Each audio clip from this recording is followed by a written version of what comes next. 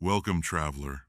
Tonight, we journey deep into the frozen lands of Canada, where the relentless cold carves the rhythm of life itself. Imagine yourself stepping into a world where the ground beneath your feet is hardened by snow, and the air you breathe bites at your lungs. A place where the sun's warmth seems a distant memory, and the long winters stretch on for months. This is the world of the Cree people. You may have heard of them, perhaps in passing or through the whispers of history. But what do you really know about their lives? Can you feel the weight of the snow that blankets the forests they walk through? Can you hear the crackling of the ice as they tread carefully over frozen lakes, searching for sustenance? The Cree, one of Canada's largest indigenous groups, have made these frozen lands their home for thousands of years. From the vast wilderness of Quebec to the wide plains of Manitoba, Saskatchewan, and Alberta, the Cree have learned to not just survive in the cold, but to thrive in it. But this isn't just a story about enduring the cold. It's a story about resilience, about how the Cree, bound to the harsh northern landscape, have created survival strategies that are deeply rooted in their culture, their connection to nature, and their sense of community. For them, survival isn't a mere necessity, it's a core value, passed down through generations, etched into every step they take in the snow, every breath they draw in the frigid air. You stand at the edge of a great wilderness, the horizon stretching endlessly in front of you. The wind whispers through the trees, a constant reminder of the cold. The Canadian North is a land of extremes, an unforgiving place where winter grips the earth for months on end.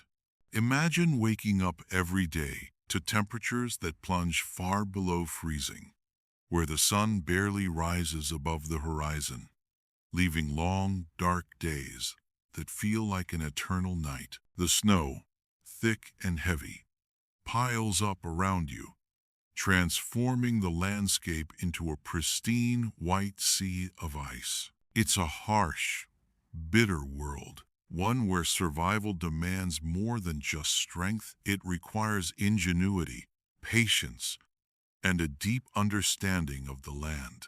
For the Cree, the northern environment has always been their challenge and their ally. The long winters, stretching from November to April, can feel like an unending battle against the elements. Yet, within these extremes, they have found ways to live, to hunt, to gather, and to build a life in harmony with nature. The cold is not an enemy, but a force to be respected, understood, and navigated with care. This environment shapes everything the Cree do. The harshness of the cold creates a rhythm that governs their life, daily routines, seasonal shifts, and even their cultural traditions are deeply tied to the rhythms of the land. Imagine how the winter months affect everything. When the cold comes, so do the challenges.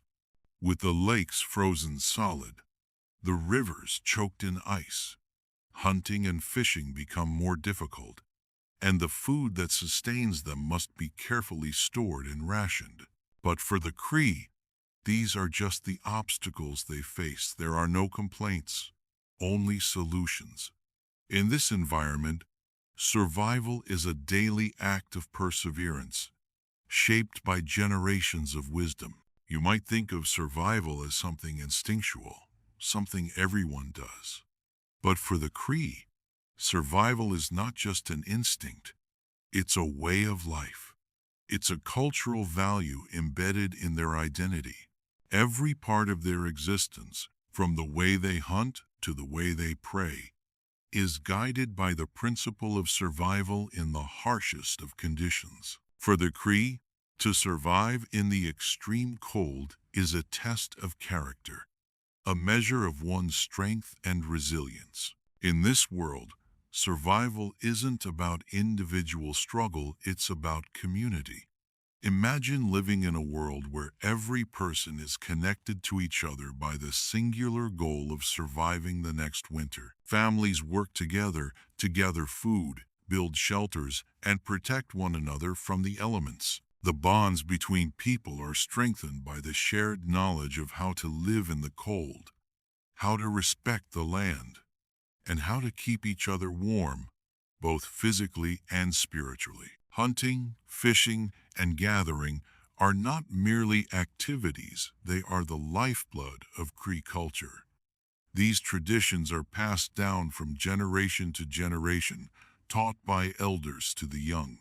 The skills learned in youth, how to track game in the snow, how to fish through a hole in the ice, how to skin an animal, and use every part of it become the foundation of life in the north. The Cree understand the land in a way that few others can. They know where to find the thickest patches of forest for shelter and the best spots on the river where fish gather under the ice. But beyond just technical knowledge, survival in the cold for the Cree is about respect for the land. It's about understanding that the land doesn't owe them anything. It is a gift, and they must take care of it in return. Every hunt, every harvest, every step they take on the snow is a sacred act, one that shows their gratitude for the resources the land provides.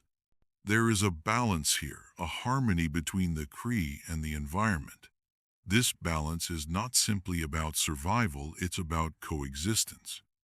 To the Cree, every part of their life is an act of survival. From the way they organize their daily routines, to the way they create tools, make clothing, and build shelters, all of these are steeped in the wisdom of centuries of adapting to the cold. It is through patience and ingenuity that they have found ways to thrive in one of the most unforgiving climates on Earth.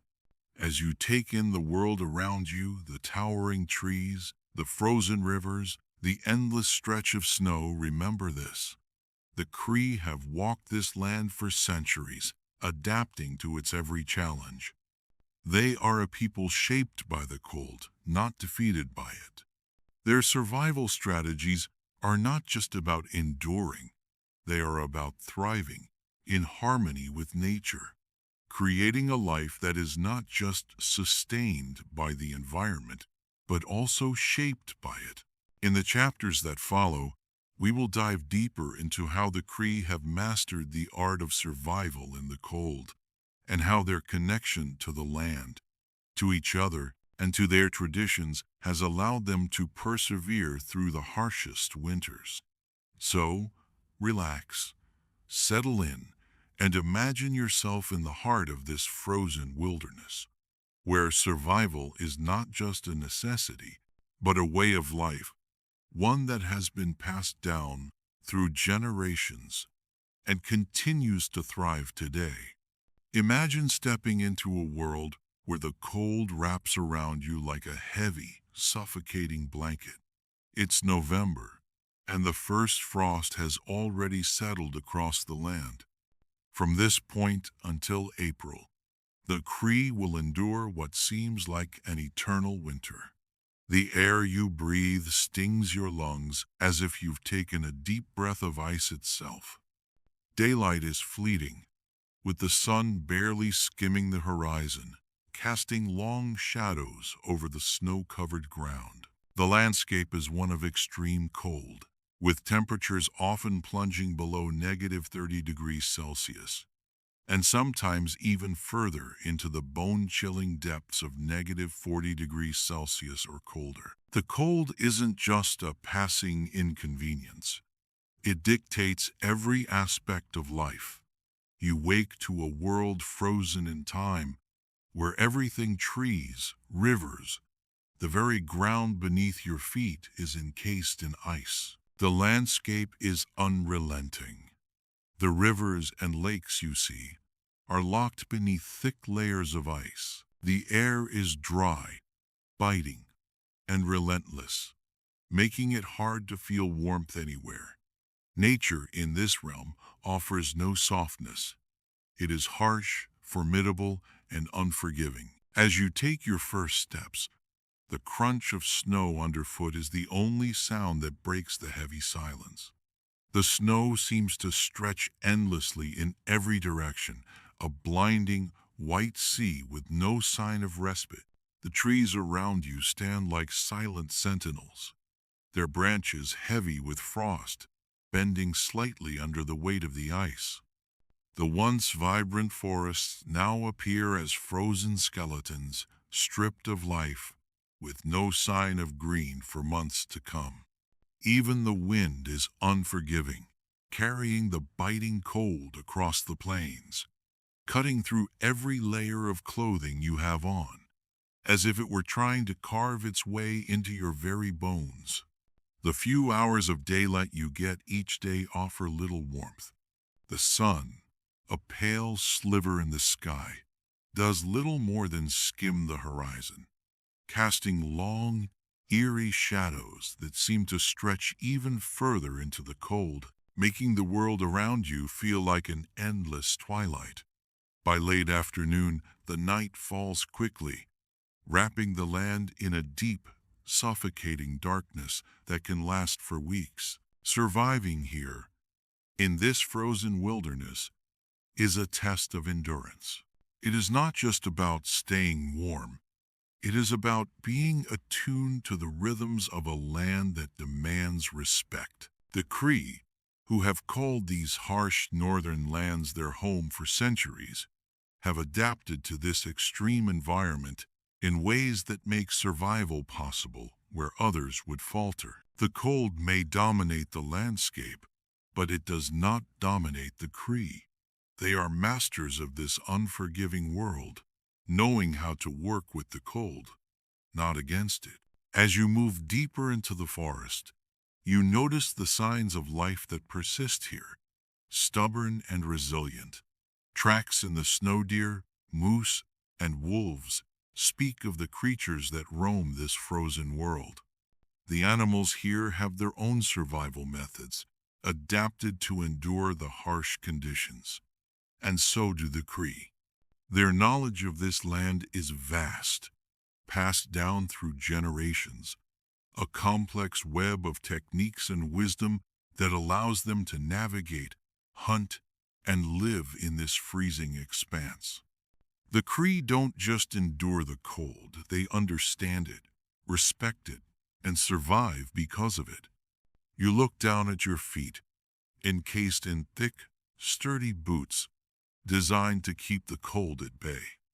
Your hands are gloved, but even the warmth from your own body struggles to fight back against the chill that clings to everything.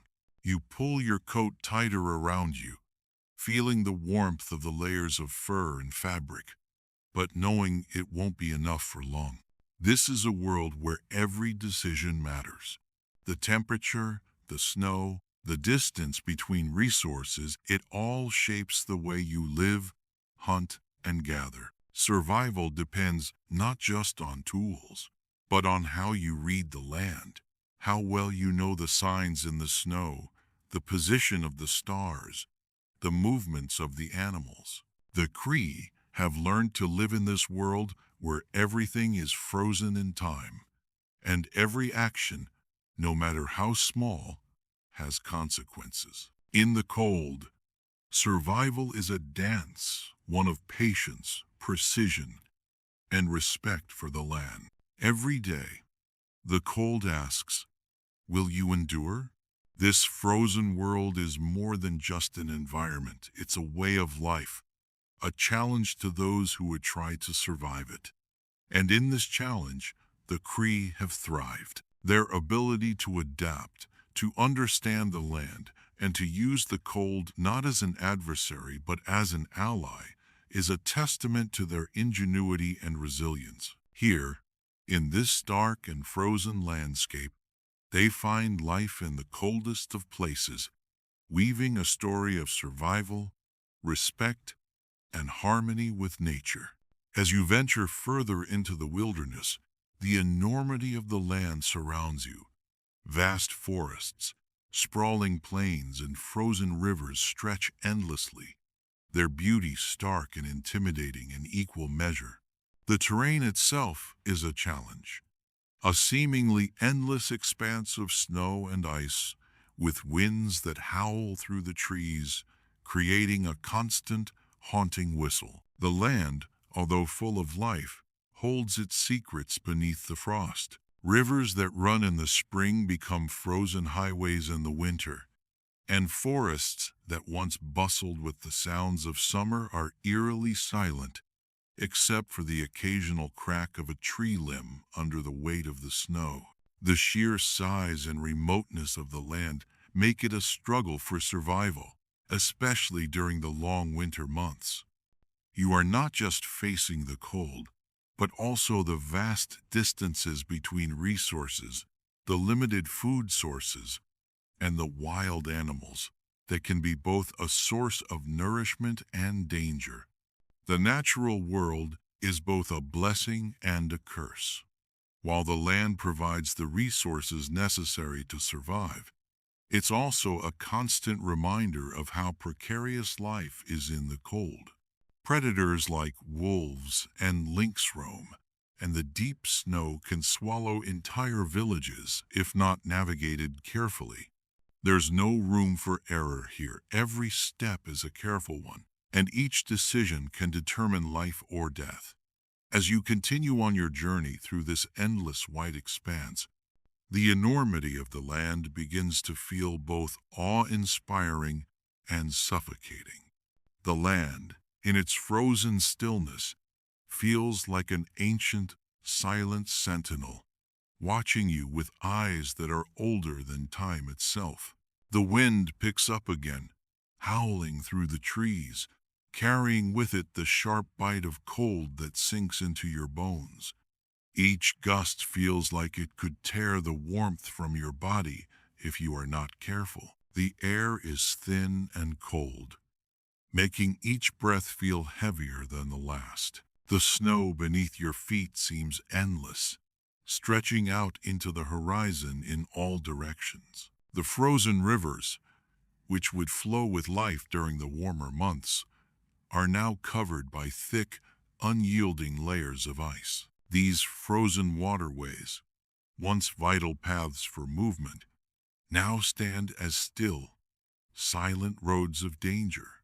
The forests, too, are no longer the bustling places they once were. The chirping of birds and the rustling of leaves are replaced by eerie silence, broken only by the occasional crack of a branch or the distant howl of a wolf. The trees, heavy with snow, stand like silent giants, their limbs groaning under the weight. The landscape, though breathtaking, is also relentless. The size of it is staggering, endless miles of snow-covered plains and deep forests, all untouched by human hands. It's a world so vast and wild that it seems impossible to navigate, and yet, this is the world the Cree call home. To them, this land is both their battleground and their nourishment. The land provides all they need: food, materials, and shelter, but it also takes from them, demanding the utmost respect and caution in return. As you make your way across this frozen wilderness, the realization sets in: survival here is not just about enduring the cold. It's about understanding the rhythms of nature, the unspoken patterns that dictate life in this stark environment. The distances between resources are vast, and every decision must be made with care. The need for food, for firewood, for shelter, these basic elements are far apart, and each step towards them is fraught with risk. There's no abundance here, only scarcity, and every action must be precise, deliberate, and careful. The creatures of the wilderness, both prey and predator, add another layer of complexity to life here. Wolves move through the snow, their tracks leaving dark lines across the white canvas, and lynx lurk in the shadows, silently watching from the tree line. These animals, once part of the circle of life, now feel more like silent sentinels, waiting to take advantage of any weakness. For the Cree, understanding the animal tracks left in the snow is as crucial as understanding the weather. Each track tells a story of hunger, of migration, and sometimes of danger. The risk of running into a predator in this remote wilderness is ever present, and mistakes can cost you dearly. In the deep snow, there is no margin for error. One misstep, one wrong turn, and the land can swallow you whole. The cold will drain the life from you. The distances will stretch your body to its limits, and the animals, both dangerous and elusive, will be ready to take advantage of any sign of weakness. The deep snow, which might seem like a peaceful blank canvas, is actually a treacherous trap. Even a blizzard can erase your tracks and leave you wandering, disoriented, with no way to find your way back. In this land, there are no second chances. Yet, despite all of this, there is also a deep, unspoken beauty in the land. It is harsh, yes, but it is also the lifeblood of the Cree. This frozen world is their home, their survival, and their spirit. They know it better than anyone, from the smallest hidden streams to the tallest pines that rise like giants from the earth. They understand the language of the land, the wind, the snow, the animals, and the sky. They know how to read the signs left by the wolves, the direction of the wind, and how to find food in even the most desolate of places. The Cree have not just survived here, they have thrived. Their ability to adapt to this extreme environment is not only a matter of physical endurance, but of cultural wisdom passed down through generations. They have learned the ways of the land in ways that modern technology cannot replicate. Through deep knowledge of the land, animal behavior, and natural cycles, the Cree continue to navigate and survive in this frozen wilderness. As you continue your journey through the wilderness, the cold and the vastness begin to feel less like enemies and more like companions. They are always there, always present, but they are also part of the greater balance of nature. The Cree have learned not just to survive the cold, but to live in it, finding ways to make it work for them, turning harsh frozen landscapes into sources of life. This land, as unforgiving as it may be, is their home, and in that, they find a profound sense of peace and belonging. Here, in the frozen wilderness, survival is not simply about enduring the elements.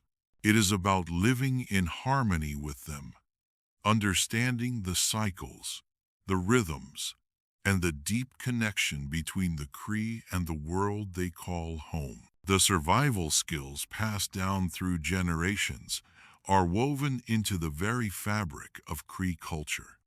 Every lesson learned, every piece of wisdom shared, is an integral part of living in this harsh world. You are not only learning how to endure the cold, you are becoming part of a living tradition, a legacy of survival that stretches back centuries. As you watch the elders demonstrate their craft, you realize how deeply connected they are to the land. They know the signs of the wind, how to predict a storm by the way the trees sway or the way the snow falls. They know when the game will be more plentiful, when the bears are hibernating, and when it's time to move on to a new hunting ground. These are not just survival tactics, they are an intimate knowledge of the land's rhythms, passed down through time, rooted in the Cree's spiritual connection to nature. This knowledge isn't just about practical skills. It's also about respecting the land. When the Cree hunt, they don't just take, they give thanks, recognizing the animal's spirit and its sacrifice. Each animal hunted is not just a source of food, but a gift. The act of hunting and trapping becomes a deeply spiritual practice, one that honors the balance between human needs and the natural world. In a land that is so unforgiving, this reverence for the animals and the environment ensures that nothing is wasted and everything is appreciated. In the snow-covered wilderness, you also learn how to move efficiently. With every step, you are reminded that energy is precious, and conserving it could be the difference between life and death. Snowshoes, meticulously crafted from wood and rawhide, allow you to travel over deep snow without sinking, making it easier to hunt, gather, and explore the vast frozen expanse. The sleds are designed to carry heavy loads, pulled by dogs or by yourself, to transport the food, hides, and tools you'll need to survive. These simple but ingenious inventions are the backbone of Cree mobility, enabling them to move through the wilds with greater ease. The ice fishing tools are another example of Cree ingenuity.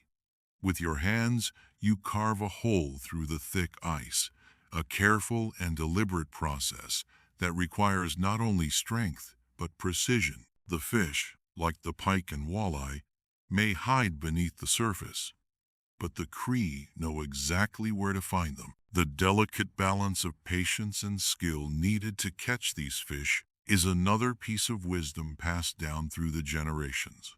The tools they use to fish through the ice are simple, yet effective. Everything from the type of line to the bait has been honed over centuries to ensure success. When it comes time to preserve food, the Cree's methods are as thoughtful as the rest of their survival practices. Meat is carefully smoked or dried to last through the long winter, while fish is preserved in the ice, an ancient technique that works as well today as it did hundreds of years ago. The knowledge of how to store and ration food is crucial. The Cree know that a plentiful catch in the fall could mean survival through a harsh winter, but only if it is preserved and stored properly. And then there's the wood, a precious commodity in these frozen lands. Fire is life. It's your warmth, your light, your means of cooking and preserving food. The Cree have perfected the art of making fires in the snow, using dry wood gathered from the few evergreens that stand tall in the snow-covered landscape. Their ability to start a fire, even in the coldest of conditions, is one of their most prized skills. Without fire, survival in these harsh winters would be impossible. As you sit by the fire inside a warm lodge, the flickering flames casting long shadows against the walls made of animal hides, you begin to understand the deep wisdom of the Cree way of life. It's not just about surviving the cold, it's about understanding it, respecting it, and working with it. The cold becomes not a foe, but a companion, a force that shapes every part of their lives, guiding them to become masters of this land. In this frozen world, there is no room for ego or excess. The Cree live with what they need, nothing more, nothing less. Every tool, every piece of clothing, every shelter is crafted with purpose. There is a deep pragmatism in the way they live, each action deliberate, each item essential. The cold leaves no room for waste or carelessness. What isn't needed, what isn't used, will not survive.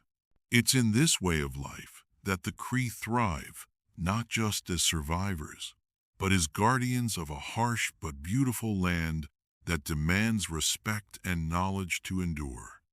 In this world, Every day is a lesson about the balance of nature, about the strength of the community, and about how life can be sustained in even the most extreme conditions.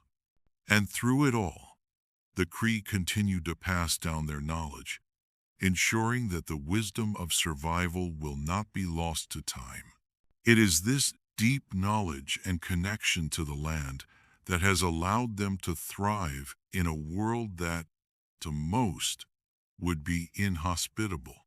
The ability to hunt and fish in the frozen landscape is another vital skill. Imagine standing on the edge of a frozen lake, a fishing hole carved through the thick ice. Your breath comes in clouds as you lower your fishing line into the water. The silence, broken only by the occasional flick of the ice beneath your feet. The fish that live beneath the ice, such as pike and walleye, become your food for the long winter months. But getting to them is no easy feat. Fishing through the ice requires not only patience, but an intimate knowledge of where to find the best spots, how to handle the tools, and when to reel in your catch. Hunting also becomes a precise art in the snow. The tracks of animals left behind in the soft snow are your guide. Whether it's moose or caribou, each track tells you where the animal has been, where it is going, and what it is likely to do next. The Cree hunters are masters at reading these subtle signs of life in the snow, following tracks through the dense forest and across frozen rivers to hunt their prey. Every action here is deliberate. The cold doesn't allow for mistakes. The Cree are experts in knowing exactly how to navigate the frozen world, making every step and every tool count in the fight for survival. Every day in the frozen wilderness is a test of skill, patience, and intuition. With each hunting or fishing expedition, the Cree's connection to the land grows deeper. The fishing hole you've carved through the ice is not just a method for catching fish, it's a portal into an ancient practice that has been honed over generations. As you patiently wait, you learn to read the slightest movement beneath the surface of the ice, feeling a subtle shift in the water's flow, or noticing a slight tug on your line. The creatures below are just as aware of you as you are of them, and in the silence of the frozen lake, the game becomes a matter of who will outlast whom. The fish beneath the ice are not simply food. They are a reward for your perseverance and knowledge. To catch them, you must know where to place your hole, where the fish are likely to be at this time of year, how deep they are, and how they move. Pike, with their sleek, predatory form, and walleye, known for their stealthy habits, require different approaches. The Cree have long understood these creatures' behaviors, when to use certain baits, when to remain still and let the fish come to you, and when to reel in with precision. The ice, thick and unyielding, demands not just strength but a keen awareness of nature's rhythms. As you wait for your catch, the stillness of the world around you is palpable. The landscape is dead silent, save for the occasional crack of ice shifting beneath your feet. The world feels suspended in time, and in this quiet, you are both alone and connected alone in your pursuit of food, yet intimately connected to the land, to the ice, to the fish that will sustain you through the winter. The cold is no longer an enemy. It is part of the dance, a force to be understood and worked with. The same deliberate approach applies to hunting. Whether you are tracking a moose through deep snow or following the caribou's path across the plains, every track left in the snow holds meaning. Each footprint is a clue, a message from the animal telling you where it has been and where it is headed. The Cree, with their deep understanding of animal behavior, can look at a set of tracks and know whether the animal is moving cautiously or in a hurry, whether it's in search of food or simply passing through. Fresh tracks lead you forward, while older ones suggest that the animal is long gone. Hunting is not about chasing blindly. It's about following the signs left in the snow, a careful pursuit that requires both patience and precision. The moose, with its heavy steps and massive body, leaves a trail that is easy to follow but also demanding to track. The caribou, on the other hand, moves lightly through the snow, its tracks delicate and sometimes harder to find. The Cree know that every animal has its own pattern, and understanding these patterns is the key to success. Scents, the wind, the time of day, all of these elements come into play as you track your prey through the dense forest or across the frozen rivers. But hunting in these conditions is no simple task. The cold numbs your fingers, and the deep snow makes it difficult to move silently. You must be aware of the wind, of where your steps fall, and of the signs that the animal might leave behind. A broken twig, a slight movement in the snow, these are the things that give you the edge. The Cree understand these nuances, these silent signals, and with each step, they move closer to their prey. Every decision they make, from the route they choose to the tools they use, is a calculated choice in the fight for survival. And yet, even when the hunt is successful, it is not a cause for triumph, but for gratitude.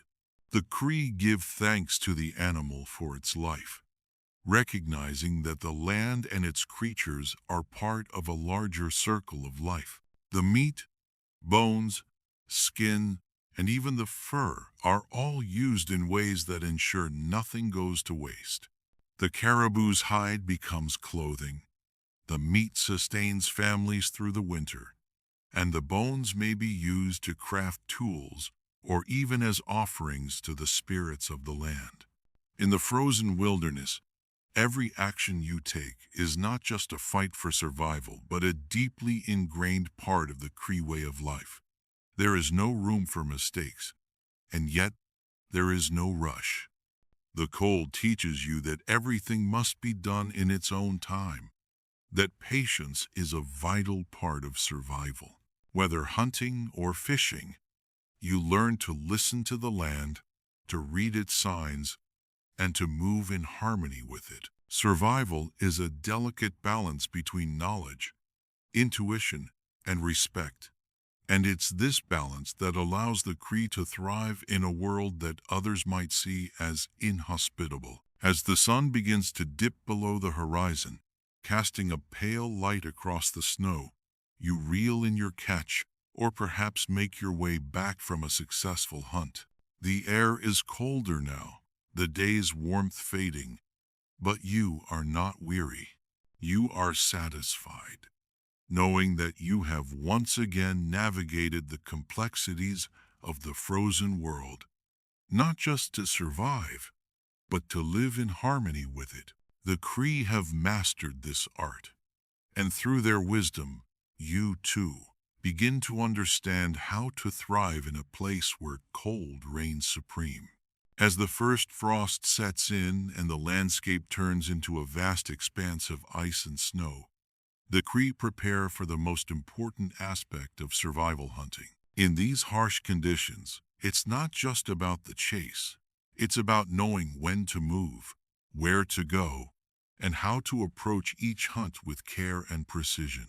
Imagine yourself moving through the snow-covered forest, with your breath visible in the crisp air, a bow in hand, your arrows ready for flight.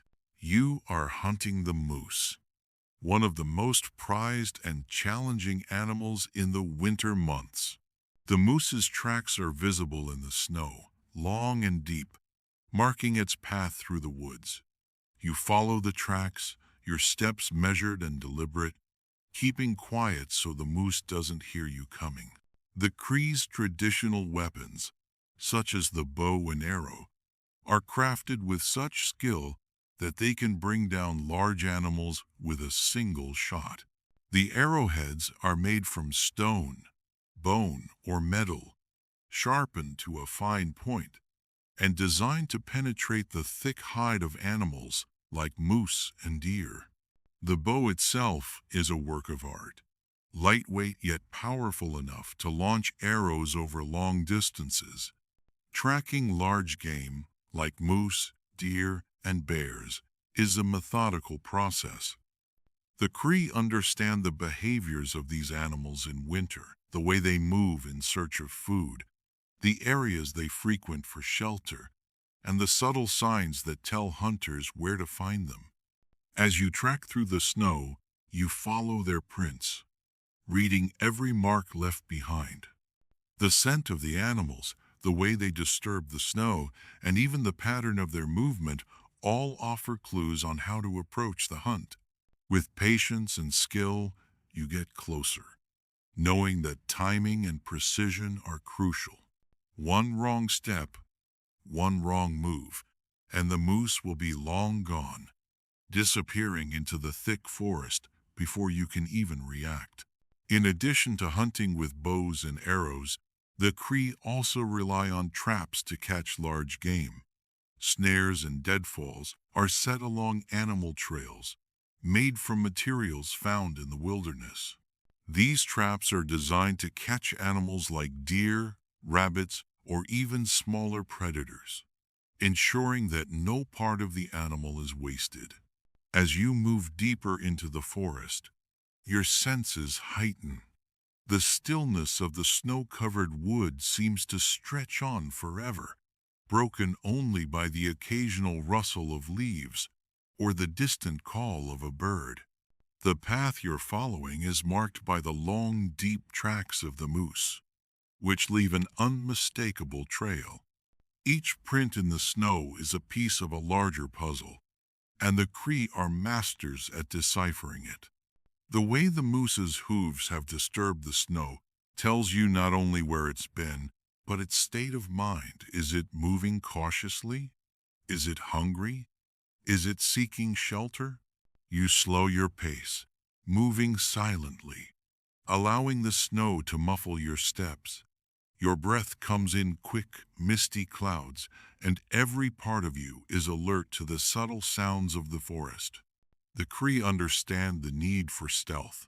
Each step you take must be deliberate, every sound calculated, as any sudden noise could send the moose bolting into the dense trees, disappearing without a trace. As you follow the tracks, you come across fresh signs. The moose has stopped here, perhaps grazing on the last remaining shrubs or searching for water. You kneel to examine the ground, noting the depth of the prints, the way the snow has shifted. You remember the lessons passed down from the elders. In winter, moose are likely to move slower, conserving their energy, and they prefer areas with shelter from the wind. It's here, in the quiet, where patience becomes a vital skill. You could rush ahead, but the momentary advantage would be fleeting. In the Cree way, patience is the key to success, and your every action must reflect that. Now, with your bow in hand, you pause and survey your surroundings. You wait.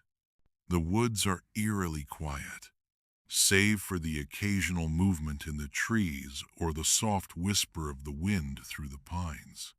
The Cree hunters often talk about how the world speaks to them in these moments, how the wind can carry the scent of their prey, how the creaking of branches can reveal the approach of an animal.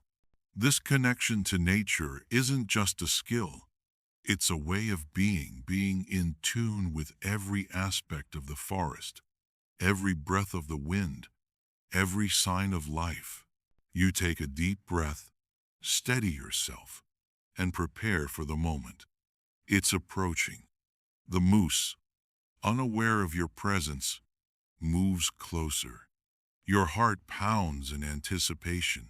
With a swift motion, You notch an arrow to your bow, your hands steady and sure. The moment is almost here. One well-placed shot could bring down this massive creature, providing meat for weeks. But the hunt doesn't always go as planned. Sometimes, despite all the skill and patience, the moose or deer elude the Cree hunters. And so, they turn to traps, a method that's just as precise as tracking and just as essential to their survival. Imagine setting up a snare along the animal's path, a rope of woven sinew or thick twine, cleverly hidden in the snow, ready to catch the animal by its leg. The Cree know where the animals like to pass, the paths they follow most often, and they set their traps accordingly. Deadfalls, too, are carefully crafted from branches and rocks, a swift and sure way to catch smaller game, like rabbits or squirrels, that might be difficult to hunt with a bow. The traps must be checked regularly. If not, an animal could escape, or worse, become an easy meal for another predator. The Cree make sure their snares and deadfalls are set in just the right places, camouflaged expertly with the snow and foliage. Each trap is reliable, but only because the Cree have mastered the art of reading the land. They know how to anticipate where the animals will be, and they know the right tools to use. After all, hunting is not just about the kill. The Cree are also stewards of the land. They take only what they need, never more. They honor the animal, use every part, and ensure that no resource goes to waste. When a moose is brought down, it provides not just food, but materials for clothing, tools, and shelter. Every part of the animal is sacred, from the meat to the fur, from the bones to the hooves. The skins are tanned and used for making warm clothing like parkas and moccasins. The bones are carved into tools, fish hooks, knives, and even sled runners. The antlers can be shaped into handles for weapons or made into beautiful, intricate carvings. Nothing is wasted.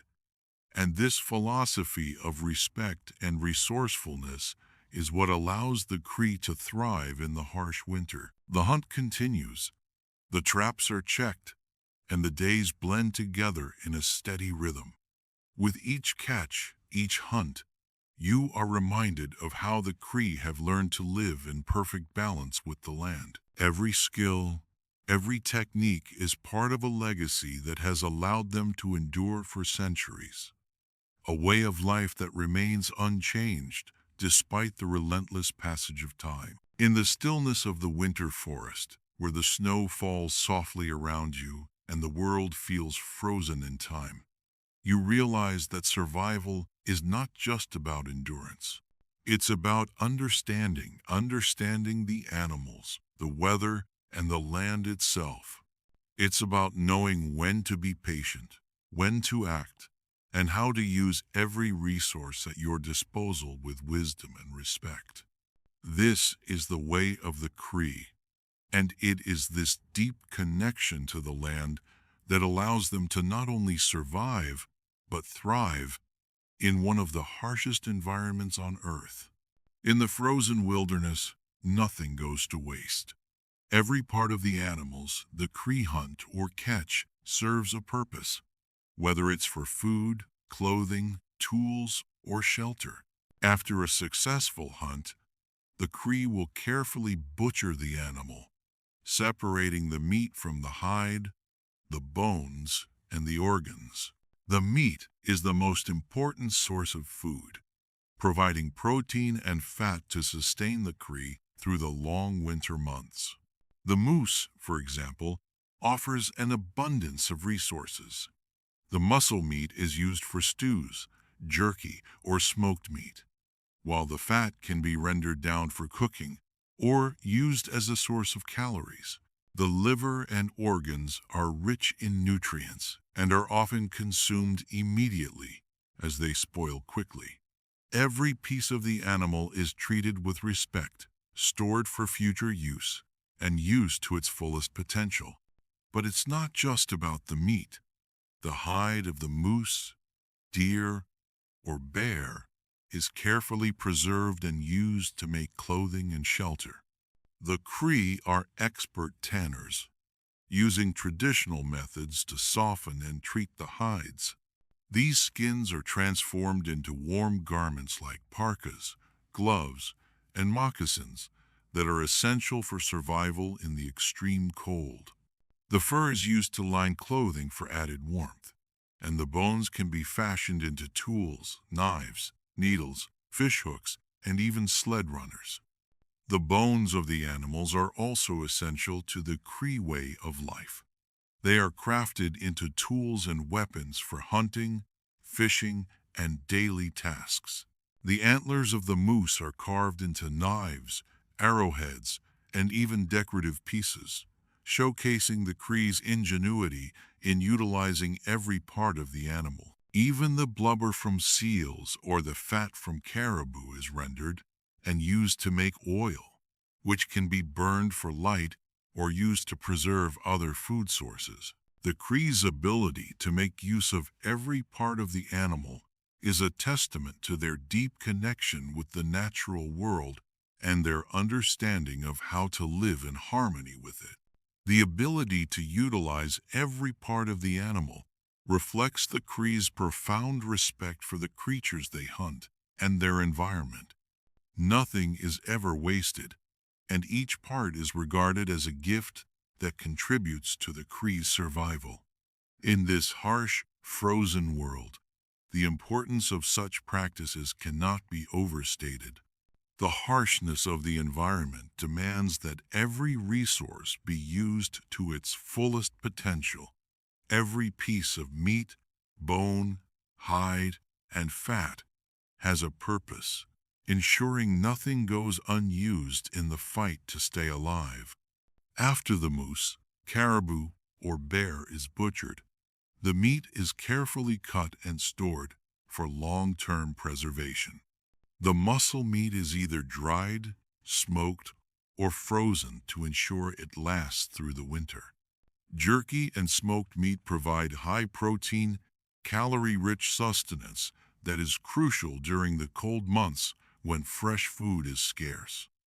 The fat of the animals, rich in calories, is rendered down for cooking, often used in stews, soups, or even as a supplement to dry food. The liver and organs, rich in vitamins and minerals, are consumed first, giving the Cree vital nutrients to keep their strength up. This immediate consumption is essential, as the organs spoil quickly in the cold. The bones of the animals play a vital role in the Cree survival as well. Once the meat is removed, the skeletal remains are cleaned and carefully shaped into tools. Bone knives are crafted with precision, each one useful for carving, butchering, and scraping the hides of future animals. Fish hooks are fashioned from small bones, perfect for ice fishing, while needles made from larger bones are used to sew clothing or make repairs to hunting gear. The antlers of the moose, once discarded as waste by others, are prized by the Cree, who carve them into weapons, arrowheads, and decorative items. The artistic craftsmanship seen in these pieces shows not only their ingenuity, but their spiritual connection to the animals they hunt. Each antler, each bone, holds a piece of the animal's spirit, which the Cree treat with great respect. The hide, one of the most valuable parts of the animal, is carefully preserved by the Cree's expert tanners. Using traditional methods passed down through generations, they soak the skins in natural solutions, scrape away the fat, and soften the hides until they are pliable and ready to be used. The hides of moose, deer, and bear are then transformed into warm garments. Parkas, gloves, and moccasins are sewn together with threads made from animal sinew, ensuring the Cree can endure the bitter cold of winter. The fur of the animal is used to line the inside of their clothing for extra warmth, making these garments not only practical but also deeply rooted in tradition.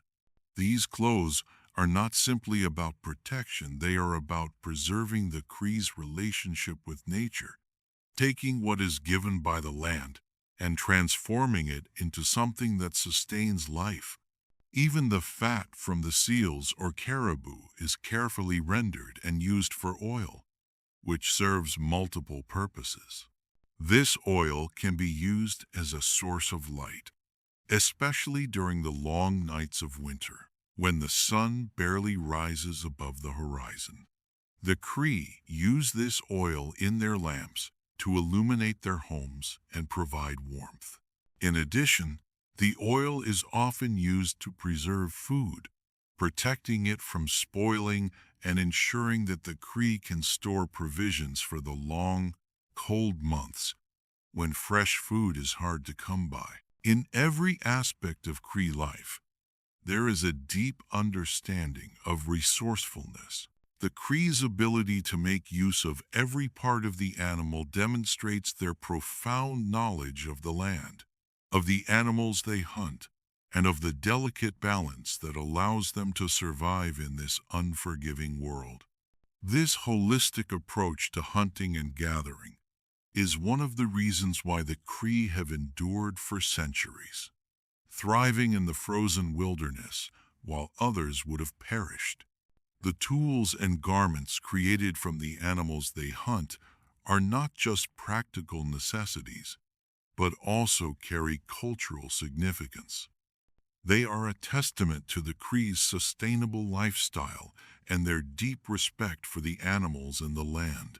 The bones and antlers, carefully crafted into tools, hold memories of past hunts, while the hides, turned into clothing, represent the warmth and protection that sustain the Cree through the harshest winters. Everything has a purpose, everything has value, and everything is used to its fullest. In this way, the Cree don't just survive in the cold, they live in harmony with it. They have learned not just to endure the challenges of the frozen wilderness, but to thrive within it. Every piece of the animal, every part of nature, is integrated into their way of life, making their connection to the land not just a necessity, but a sacred and spiritual practice. It is through this intimate relationship with the natural world that the Cree continue to survive and thrive, year after year, despite the cold, the vast distances, and the challenges of life in the frozen wilderness. As the warmth of the fire flickers and dances in the evening air, you reflect on the sacredness of the act you've just completed. The hunt is not merely about providing food for today, it is about maintaining a relationship with the land that is both respectful and reciprocal. The Cree do not see themselves as conquerors of nature, but as its caretakers, its partners in a cycle that has existed long before their time and will continue long after. The rituals that surround hunting and fishing are not just symbolic, they are vital for the spiritual connection the Cree maintain with the natural world. Each animal that is hunted or caught is seen as an offering, a gift from the earth. Before a hunt, the Cree offer prayers, sometimes in the form of song or chant, calling upon the spirits of the animals they are about to pursue. They ask for permission to take the animal's life, acknowledging the sacrifice that it represents. The Cree believe that the animal's spirit must be honored through these rituals so that it may rest peacefully and return again, ensuring the sustainability of their way of life. The hunt, therefore, becomes a spiritual journey as much as a physical one. The Cree understand that their survival is deeply intertwined with the well-being of the animals and the land. Each act of hunting or fishing is imbued with the hope that the spirit of the animal will continue to guide and provide for them, and that future generations will be able to carry out the same sacred practices. Gratitude is always expressed, whether through words or actions, and the Cree believe that their respect for the land and its creatures is what ensures the continuation of the natural cycles. When the hunt is successful and the meat is brought back to the lodge, the work has only just begun. The animal's body is honored as it is transformed into food, clothing, and tools, each part of the animal contributing to the Cree's survival. Meat is carefully prepared and stored for the winter, while skins are tanned to create garments that will protect the Cree from the harsh cold.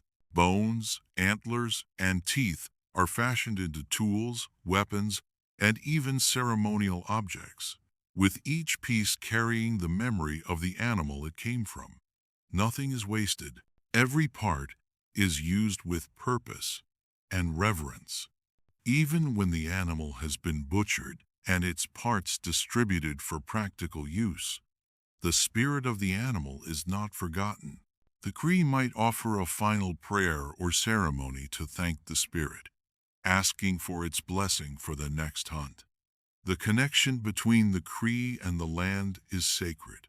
It is a bond built on mutual respect and gratitude. Through this sacred relationship, the Cree ensure that the land continues to provide, and that the balance between nature and humanity is never broken. In the cold, when the world seems empty and silent, you can feel the energy of the land. It's in the crunch of the snow beneath your boots, in the whisper of the wind through the trees, in the glimmer of the stars above. Everything around you seems to pulse with life, connected in a vast web of existence that includes not only the Cree but all the creatures and forces of nature.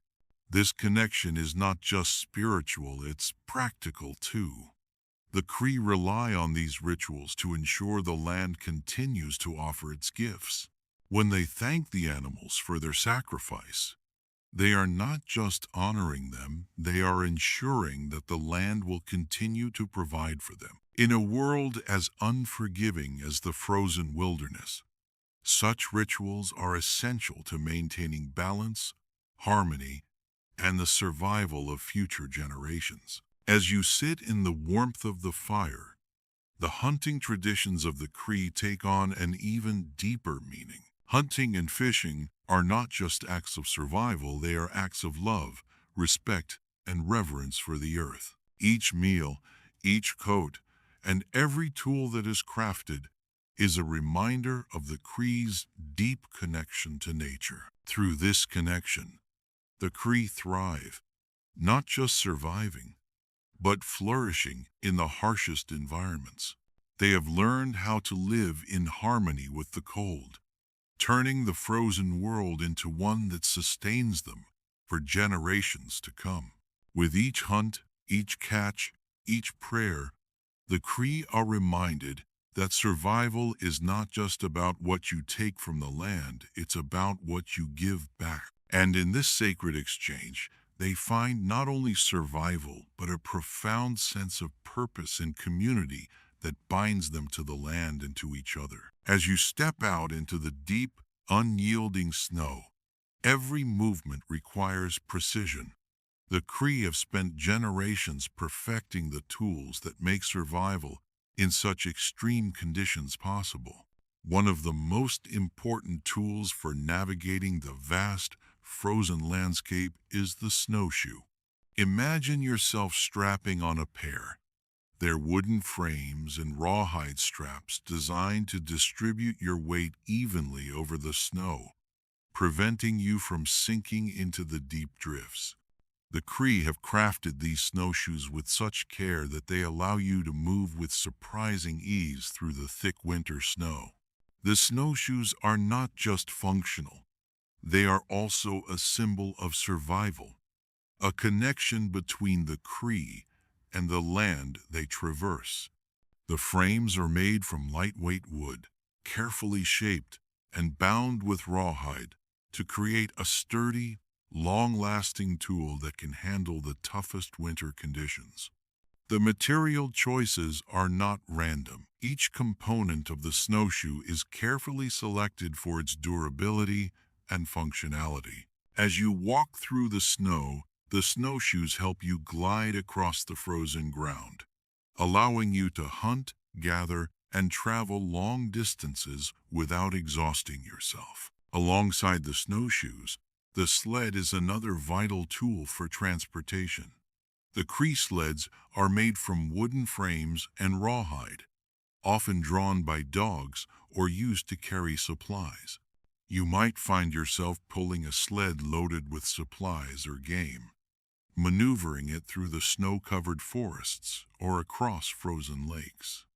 The sled's design ensures it slides smoothly over the snow, while the sturdy frame can carry heavy loads, whether that's firewood, food, or the results of a successful hunt. Sleds have been a crucial part of Cree life for centuries, helping them transport the goods they need to survive the long winter months. Other tools, like ice chisels for fishing and bone knives for butchering animals, are just as essential. These tools are made from materials readily available in the environment, bones, wood, and stone, and crafted with great care. Every tool serves a specific purpose and plays a key role in the Cree's ability to survive in such harsh conditions. As you handle these tools, you realize that every item has been designed with one thing in mind: survival. As you continue to move through the snow, you feel the weight of the snowshoes beneath your feet, but it's a weight that's comforting, steady, and necessary. The snow no longer seems like an obstacle, but a medium through which you glide with purpose. The frames, though simple, are a product of generations of knowledge passed down through the Cree, each pair an embodiment of ingenuity and adaptation to the environment. With each step, you feel the flexibility and strength of the rawhide straps, the wooden frames moving seamlessly beneath you, as if they were an extension of your own body, guiding you through the snow with ease. As you venture further into the wilderness, the sled becomes an even more invaluable companion. The sled's wooden frame, also crafted with care, allows for the transportation of supplies and game with minimal effort. You may find yourself pulling it behind you, laden with meat from a successful hunt, or carrying wood to keep the fire burning through the cold, long nights. The sled's wide runners are designed to glide smoothly over the snow, preventing it from sinking into deep drifts. The rawhide straps that hold it together are tightly woven, making the sled a robust, long-lasting tool that withstands the extreme cold and heavy load. In the wild, where distances between resources can be vast, the sled becomes a lifeline. It can carry everything you need to survive the winter: food, firewood, and even the tools necessary for further hunting. Dogs, often the Cree's most reliable companions, can pull the sled, helping to move the heavy load over the snow-covered land. With the sled's help, you can gather more, hunt farther, and ensure that your sustenance lasts through the long, harsh months ahead. Even in the quieter moments, when you stop to fish, you realize how essential the ice chisels are. As the lake freezes solid, you find a spot that the fish frequent, and with the chisel, you begin to carve a hole through the thick ice. The work is slow but steady, the ice's resistance challenging your strength and focus. But with each strike of the chisel, you carve a path into the life below the ice, where pike and walleye wait to be caught. These ice chisels are meticulously designed, with handles that fit comfortably in your hand, and sturdy blades made from stone or metal, ensuring that each strike is effective. As you lower your fishing line into the hole, you remember that the Cree have crafted these tools not just for practicality, but for survival. The chisels, the sleds, the snowshoes, they all serve a single purpose: to enable you to move, to hunt, to gather, and to stay warm in a world that demands the utmost respect. Each tool is a vital cog in the wheel of survival, allowing the Cree to thrive in a place where others might falter. Bone knives also play a central role in the Cree's survival. These knives, shaped from the bones of the animals they hunt, are both functional and sacred. The sharp edges are used to butcher animals, skin hides, and craft tools. The strength and sharpness of the bones make them perfect for these tasks, and each knife is created with precision.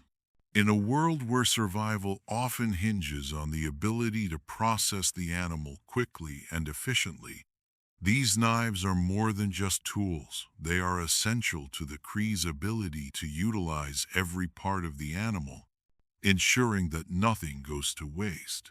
Every piece of equipment, from the snowshoes to the sleds, from the ice chisels to the bone knives, plays a crucial role in helping the Cree navigate the frozen landscape, find food, and stay alive. The Cree's knowledge of the land and its resources has allowed them to craft these tools with a level of skill and innovation that makes survival possible in one of the harshest environments on Earth. Through each tool, they connect to the land in a way that goes beyond survival. It's a relationship with the land, the animals, and the environment that ensures their way of life continues. Every tool has a purpose, every item is essential, and the Cree's ability to craft and use them with such precision is a testament to their resilience and resourcefulness. As you move through the wilderness, the tools around you are not just objects, they are a reflection of the Cree spirit and the strength it takes to live in harmony with the frozen world. Each tool, each piece of clothing, each shelter represents the knowledge and wisdom passed down through generations, ensuring that the Cree can not only survive but thrive in the harshest of winters. The snowshoes, sleds, chisels, and knives are not simply instruments, they are the foundation of life in the wilderness. And through them, the Cree continue to master the art of survival in the cold. The bitter cold of the Cree homeland demands warmth, and nothing offers warmth like the fur of the animals the Cree hunt. Imagine yourself donning a parka made from the thick hide of a caribou, its fur-lined interior trapping heat against your skin. The Cree have long mastered the art of turning animal pelts into garments that protect them from the harsh winter. Beaver, rabbit, caribou, and moose pelts are used to make clothing and footwear that are essential for survival. You can feel the softness of the fur against your skin as you slip on your moccasins, crafted from supple caribou hide. These moccasins are designed to keep your feet warm and dry, allowing you to traverse long distances in deep snow without suffering from the biting cold. The fur-lined hoods of your parka provide protection from the wind, while the leather shell ensures the snow and ice don't penetrate the clothing. The Cree use a variety of methods to turn the hides into wearable garments. First, the hides are carefully cleaned and then softened through a process known as brain tanning, where the natural oils of the animal are worked into the skin to preserve it. After the hides are tanned, they are cut and sewn into clothing using sinew, a strong, flexible tendon from animals like deer or moose. The result is clothing that is not only warm but also water-resistant, durable enough to handle the rigors of winter life. In addition to parkas and moccasins, the Cree craft mittens, gloves, and leggings from the fur of smaller animals, adding layers of warmth and protection. Even the smallest pieces of fur and hide are used, nothing goes to waste. The craftsmanship of these garments is nothing short of remarkable. They are built not just for practicality, but for survival in the most unforgiving of environments. The layers of fur and hide, carefully sewn together, create garments that not only shield the Cree from the cold, but also allow them to move freely through the wilderness. Each piece of clothing is designed to maximize warmth, while still allowing for the flexibility needed in hunting, fishing, and gathering. The parka, lined with thick fur, wraps around your body, holding the heat close, while the moccasins keep your feet light and nimble as you tread through the snow. With every step you take, you feel the craftsmanship of the Cree. No detail is too small to be considered, no resource too insignificant to be used. As you slip your mittens on, made from beaver or rabbit fur, you realize how much care is put into every part of your clothing. The fur-lined leggings are designed not just for warmth, but to prevent snow from getting inside your clothing, keeping you dry as you move through the deep drifts. The Cree understand that every layer counts. Each article of clothing is made with a purpose that ensures the wearer is as protected as possible from the elements. The sinew used in the stitching of the garments is more than just functional. This tough, fibrous tendon, harvested from animals like deer or moose, holds everything together, ensuring that the seams will hold strong against the strain of movement through the wilderness. The Cree's use of sinew is a testament to their knowledge of the land and the animals they rely on. Sinew, like the furs themselves, is a resource that provides multiple benefits. What might be discarded by others is repurposed with skill and care. In the harshest winters, moose and caribou pelts provide not only warmth but protection from the biting winds. The Cree's clothing, made from these durable hides, is designed to withstand the brutal conditions of their environment, enduring through storms and freezing temperatures. The water-resistant properties of the tanned hides ensure that the Cree remain dry, preventing the cold from creeping in and sapping their strength. The act of tanning the hides is an art in itself. The brain tanning process is a labor-intensive method where the brains of the animal are used to work the natural oils into the skin, creating a soft, pliable texture that will last for years. This process is done by hand, and the result is a garment that is soft to the touch, yet strong enough to hold up against the harsh winter weather. The Cree's knowledge of tanning and clothing making is passed down through generations, with each generation refining and perfecting the techniques of the ones before. Once the hides are tanned and sewn into clothing, they serve a multitude of purposes beyond just protection. The moccasins made from caribou hide are not only designed to keep your feet warm, but they also allow for quiet movement through the forest. As a hunter, silence is crucial, and the soft, flexible hide enables you to move with stealth as you track your prey. The hats and gloves, made from softer, thinner pelts, offer dexterity and warmth, allowing you to carry out tasks like skinning animals or handling tools without exposing your skin to the freezing air. Even the smallest scraps of fur or hide are never wasted. The Cree use every part of the animals they hunt, from the thick furs to the thin scraps, creating items such as pouches, sashes, and belts that are both functional and decorative. These items serve practical purposes, such as storing tools or carrying supplies, but they also carry the artistry and skill of the Cree craftsmanship. The use of fur and hide is so deeply ingrained in Cree culture that their clothing is not just about function, it is also a form of identity. The patterns and styles used in their garments carry cultural significance, often reflecting tribal affiliation or personal achievements. A well-crafted parka or a finely sewn pair of moccasins can symbolize the wearer's skill and respect for the animals that provided the materials. In this way, the Cree's craftsmanship becomes a deeply spiritual practice, connecting them to the animals and the land, and honoring the cycle of life that sustains them. As the winter winds howl outside, you feel the warmth and comfort of the garments that have been crafted with such care. The fur-lined parka and moccasins shield you from the cold, while the sinew threads that hold them together remind you of the Cree's ingenuity, their ability to make the most of every resource, and their deep connection to the world around them.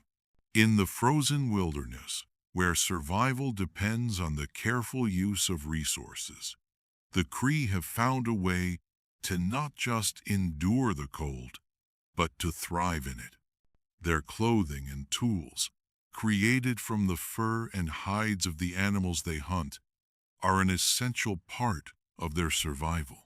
But more than that, they are a reflection of the respect, ingenuity, and spirituality that define the Cree's relationship with the land. Through these garments, the Cree are not just surviving, they are living in harmony with the cold, using every resource the land provides to create a life that is not just about endurance, but about thriving in the harshest of environments.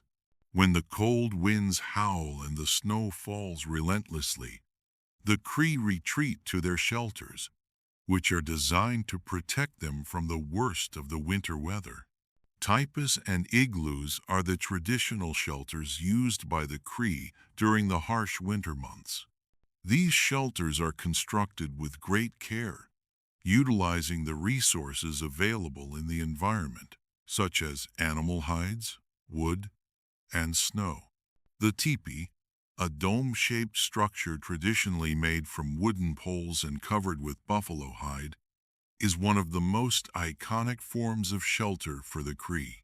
The wooden frame is assembled in a conical shape, with the hide stretched tightly over it. Inside, the temperature is surprisingly warm, as the fire in the center of the teepee creates a natural heating system, circulating warm air throughout the space. The animal hides provide insulation, trapping heat and keeping the shelter snug. During the coldest months, the Cree may also construct igloos made from snow blocks, especially when they are traveling or staying in more remote locations. While igloos are often associated with Arctic peoples, the Cree have adapted them to their environment, using snow as a natural insulator to keep the cold at bay. The igloo is built carefully, with a dome-shaped roof to allow heat to rise and circulate within. The walls are thick and compact, ensuring that the warmth from the fire stays inside. Both typus and igloos are crafted with the utmost care, using the available materials in a way that maximizes their effectiveness in keeping the cold out. The Cree know that survival depends not only on the clothing they wear, but on the shelter they have to retreat to at night. In a world where temperatures can plummet well below freezing, having a warm, well-built shelter is essential. These shelters are a testament to the resourcefulness of the Cree, built not only for protection from the elements, but as a sacred space to gather, sleep, and bond as a community. As the fire crackles and the wind howls outside, the warmth inside your shelter is a stark contrast to the biting cold of the wilderness. The teepee, with its conical wooden frame and tight-fitting buffalo hides, offers a sense of safety and security, a place where the community can gather, share stories, and rest after a long day of hunting and gathering. The fire in the center of the teepee becomes the heart of the home, radiating warmth and light that creates a comforting atmosphere in the coldest months. The smoke hole at the top allows the smoke from the fire to escape, while the thick walls made of hide trap the heat, keeping the interior temperature warm even when the winds outside could freeze your breath. Inside the tipi, the Cree arrange their belongings to maximize the use of space. Animal skins are spread on the ground to create comfortable sleeping areas, and woven mats may be used to separate sleeping spaces for different family members. The smell of smoke and the natural scent of the animal hides create a familiar, grounding presence, one that connects the Cree not only to the land but to the animals that sustain them. In this sacred space, the family bonds are strengthened, and the communal life flourishes, even in the most frigid conditions. The teepee is more than just a shelter. It is a place where survival, culture, and spiritual beliefs come together to ensure the community's well-being through the winter.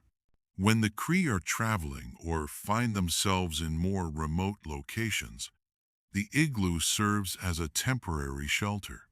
Though often associated with Arctic peoples, the Cree have adapted this form of shelter to their own needs, recognizing the value of snow as a natural insulator. The construction of an igloo is a meticulous process. Snow blocks are carefully cut and stacked in a dome shape, with each block fitting tightly against the next to create a compact, durable structure. The snow is light, yet dense enough to act as a natural barrier against the harsh wind and cold. The dome shape of the igloo ensures that warmth rises to the top and circulates throughout, maintaining a steady temperature inside despite the sub-zero temperatures outside. Inside the igloo, the Cree build a small fire, which provides heat and light in the otherwise dark, cold interior. The fire's heat is absorbed by the snow walls, which over time begin to release warmth, creating a cozy and insulated environment. In these temporary shelters, the Cree can rest safely, knowing that they are protected from the freezing temperatures outside, with their bodies and spirits wrapped in the sheltering embrace of the snow. The igloo, though small and temporary, is a place of warmth, comfort, and community, where survival becomes a shared experience among family and friends. Both the teepee and igloo reflect the resourcefulness of the Cree, who have learned to use the materials available to them in the most effective way possible. The wood, animal hides, and snow are not just materials, they are a part of the land, imbued with the spirits of the animals and the elements. In each structure, the Cree do more than just survive, they create a space that honors the land and nature and fosters the deep spiritual connections that bind the community together. Whether it is a permanent home or a temporary shelter, each one serves as a reminder of the Cree's resilience and their intimate relationship with the natural world. In a world where the cold can strip you of everything, these shelters provide more than just protection. They provide a sense of belonging, a place to gather, rest, and share in the warmth of the community. As you sit inside the shelter, feeling the warmth of the fire and the sheltering embrace of the walls around you, you realize that these structures are not just practical, they are sacred. They are the spiritual heart of the Cree way of life. Created with care and respect for the land, the animals, and each other, they ensure that the Cree can not only survive the winter, but can do so in a way that honors the very forces of nature that make this world both beautiful and brutal. These shelters are a testament to the Cree's ingenuity and strength. They are symbols of survival and a reflection of the Cree's deep connection to the land that sustains them. Through the tipis and igloos, the Cree have learned to turn the most unforgiving environment into a place of safety, warmth, and community, ensuring that they can thrive in the harsh, frozen wilderness. Surviving in the frozen wilderness requires more than just basic tools and warm clothing. It requires ingenuity. The Cree have learned to adapt their tools and their clothing to meet the ever-changing demands of the land. Imagine moving across the snow with snowshoes strapped to your feet, sled in tow, and your caribou skin parka keeping the cold at bay.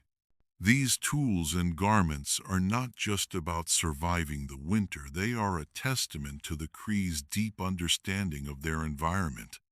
Each tool, each piece of clothing, each shelter is designed to meet a specific need, ensuring that the Cree can thrive in even the harshest conditions.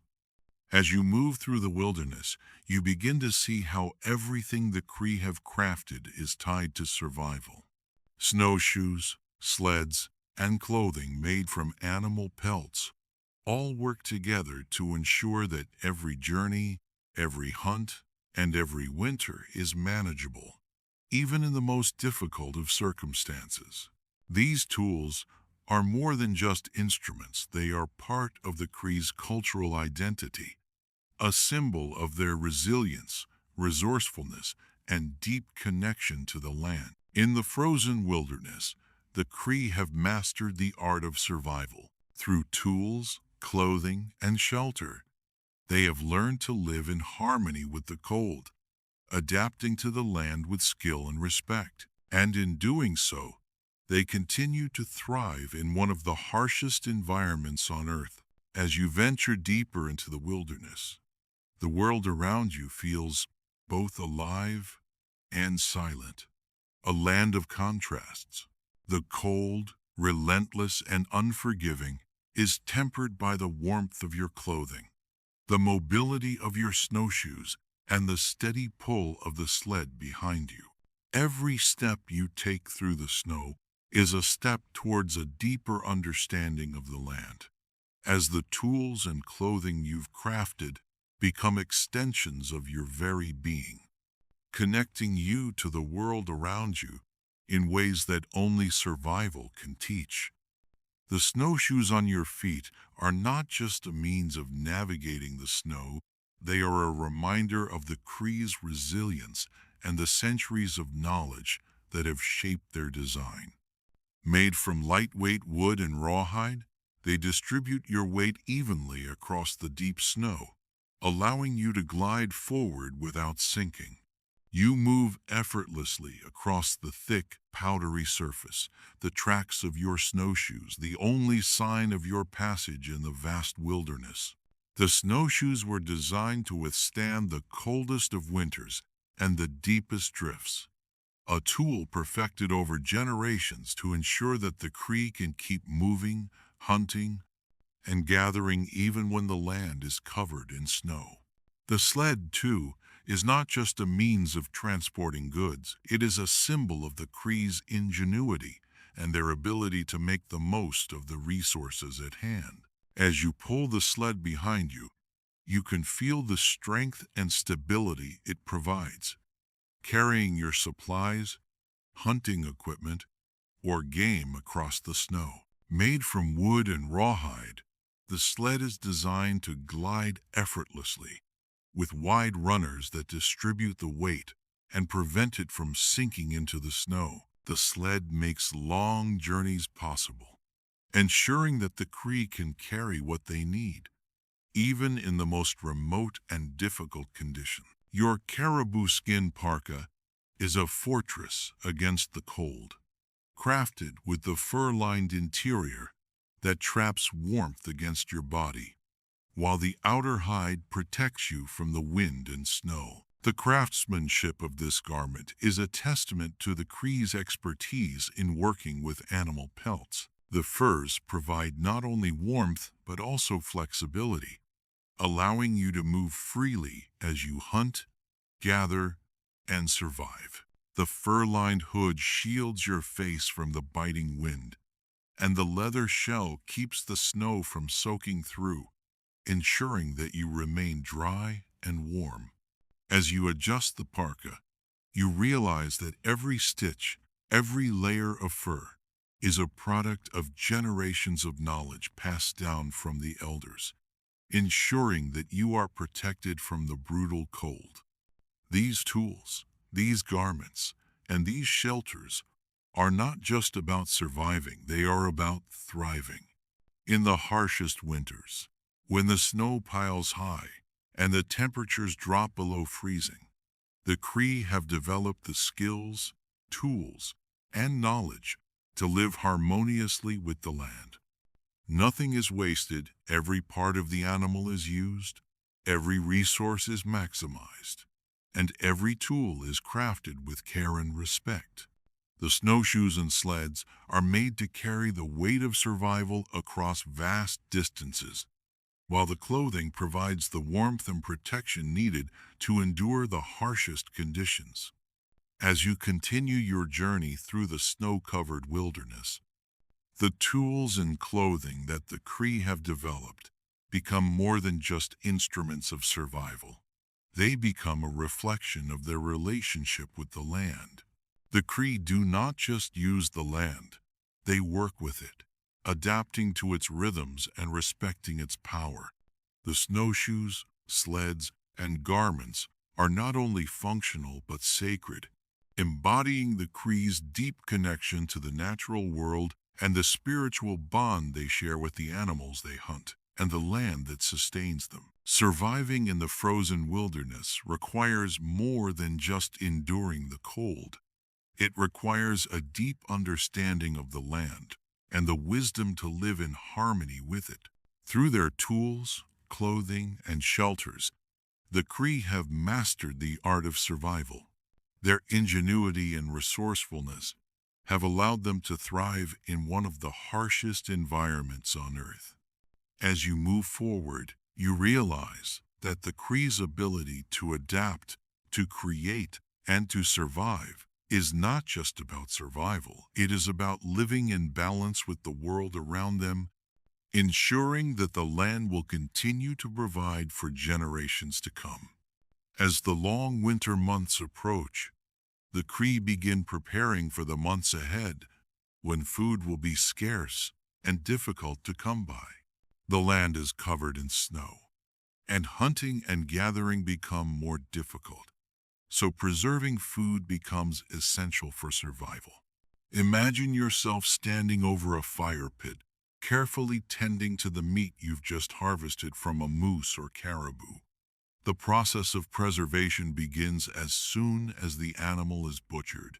The Cree dry, smoke, and salt the meat to keep it edible throughout the winter, turning it into jerky or smoked cuts that will provide vital sustenance during the harsh months ahead.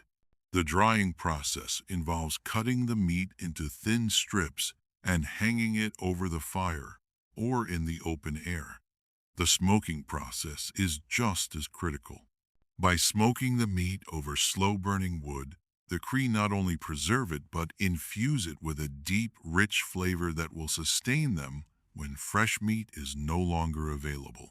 As the meat dries and hardens, it becomes compact, lightweight, and perfect for long storage.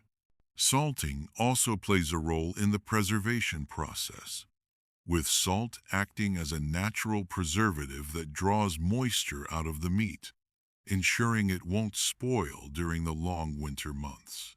In addition to meat, the Cree also preserve fish and berries for the winter. Fish, like walleye and pike, are caught during the warmer months, then either dried or smoked to keep them from spoiling. Similarly, berries, such as blueberries or cranberries, are picked in the summer and dried in the sun, or occasionally preserved by freezing in ice. These dried fruits will provide a burst of sweetness and nutrients when fresh produce is no longer available. The preservation of fish and berries is just as critical as meat in ensuring the Cree can survive the long winter months. As you stand by the fire, you can see the fish, silvery walleye and pike, hanging on a drying rack, their scales catching the light. These fish, caught during the summer months, have been smoked slowly over a fire, infusing them with a rich, smoky flavor that will last through the harsh winter. Smoking helps preserve the fish by drying it out while adding a layer of taste that can sustain the Cree when fresh fish is not available. The drying process ensures that the fish won't spoil, creating a compact, durable source of protein that will be crucial when the land is covered in snow and access to fresh food becomes scarce. For the berries, the process is much the same. Blueberries, cranberries, and raspberries are picked when they're at their peak, ripe and full of nutrients. After gathering, they are either dried by the sun or air, or carefully stored in ice to preserve them. Drying the berries is a simple yet effective way to ensure they will last, while freezing them in ice locks in their flavor and nutrients, so they can be used throughout the winter. These preserved berries are packed with natural sugars and vitamins, offering a burst of sweetness and energy when needed most, especially in the depths of winter when fresh fruit is nowhere to be found. As the days grow shorter and colder, the Cree store their preserved meats, fish, and berries in cool, dry places to keep them safe. The Cree are experts at storing food in snowbanks and ice caches, where the natural cold preserves the food for long periods.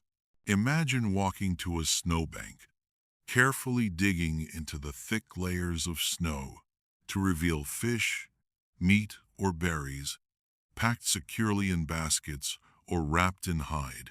The snow acts as a natural refrigerator, keeping the food frozen and fresh, even when temperatures dip into the extreme cold.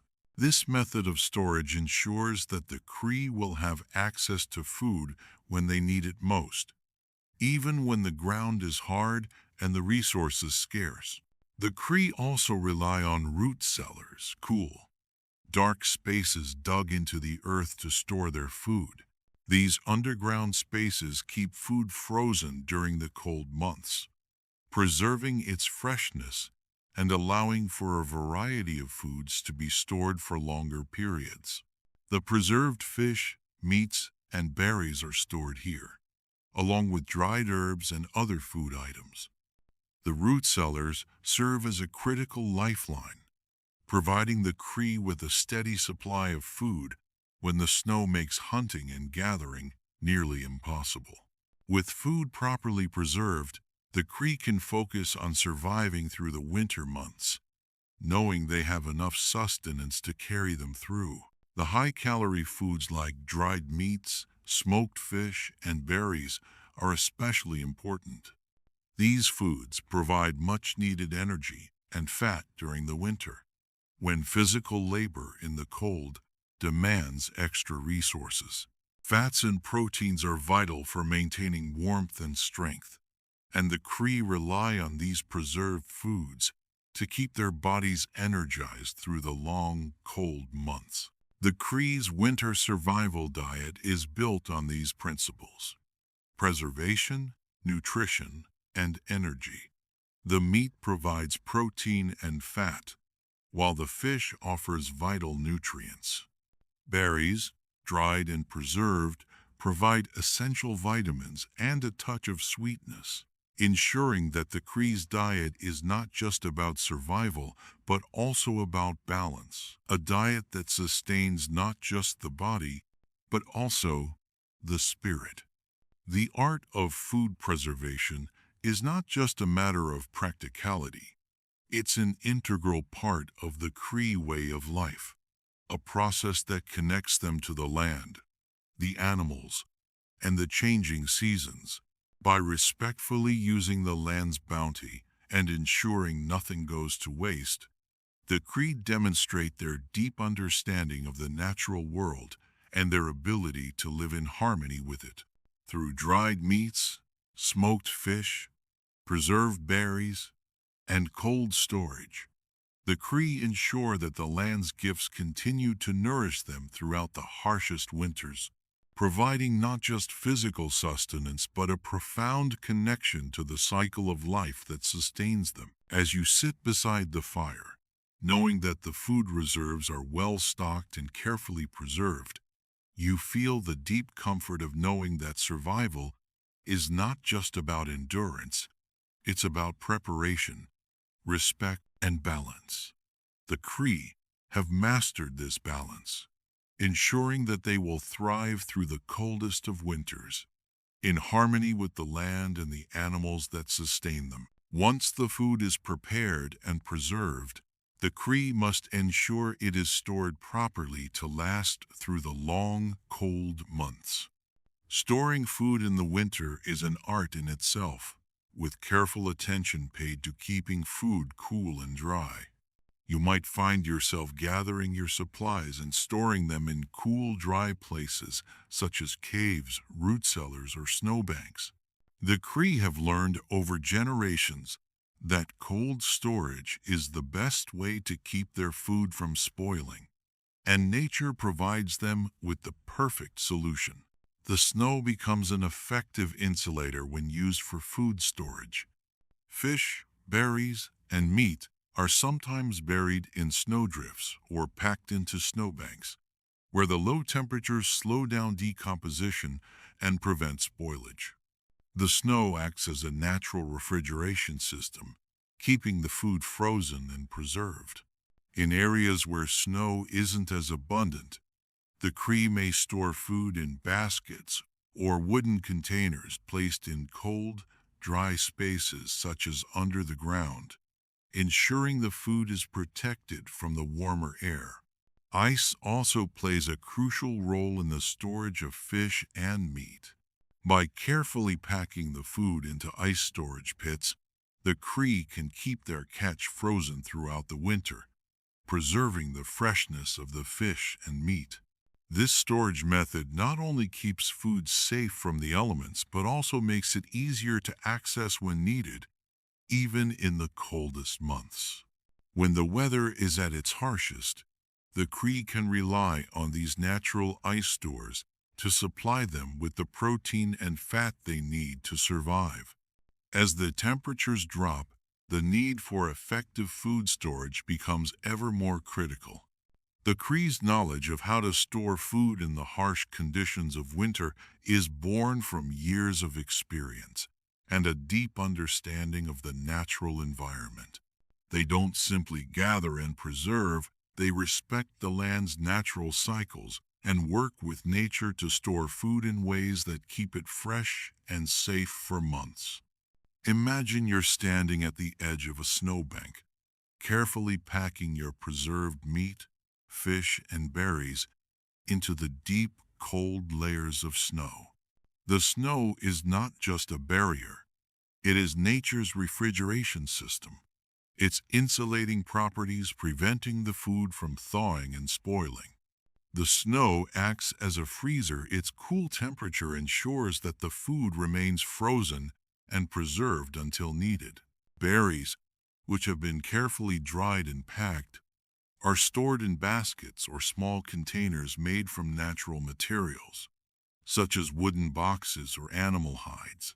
These containers keep the food protected from the elements while allowing the snow to preserve its integrity. In areas where snow is not as abundant or where temperatures are slightly warmer, the Cree may use other methods to store food. Root cellars dug deep into the earth offer a cool, dark, and stable environment where food can be stored safely. These underground chambers naturally maintain a temperature just above freezing, keeping food like dried fish and meat at the perfect temperature.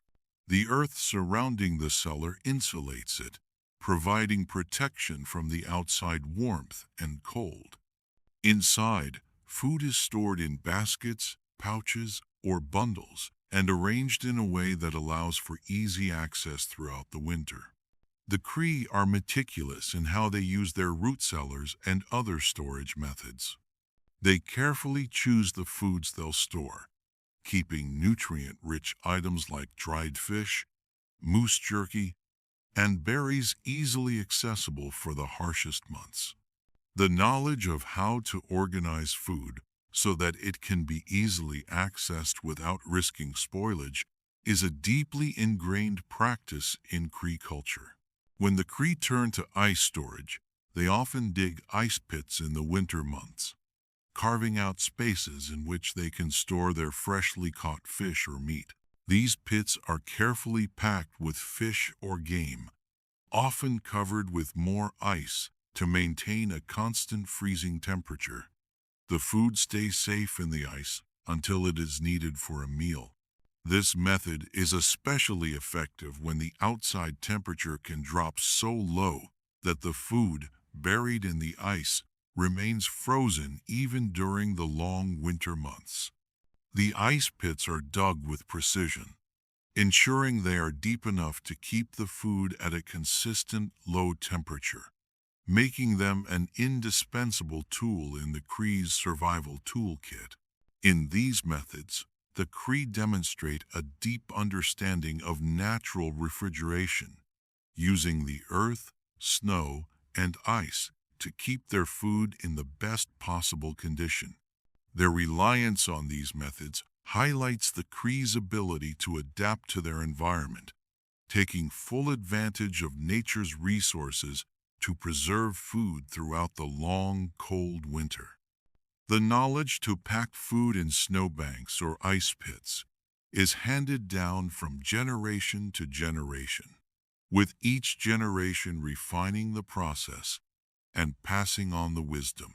As you continue your journey through the winter landscape, you come to realize that the storage techniques of the Cree are just as much about survival as they are about respecting the land. The methods they use, from storing food in snow to using ice pits and root cellars, ensure that they can sustain themselves through the coldest, most difficult months. Every step, from the hunting and fishing to the preservation and storage, is a delicate balance of efficiency, ingenuity, and gratitude. The Cree's winter survival diet is a product of their mastery over the land, preserving food not just for sustenance, but for connection. Every time they open their ice storage pit or root cellar, they're reminded of the relationship they've built with the land, the seasons, and the animals.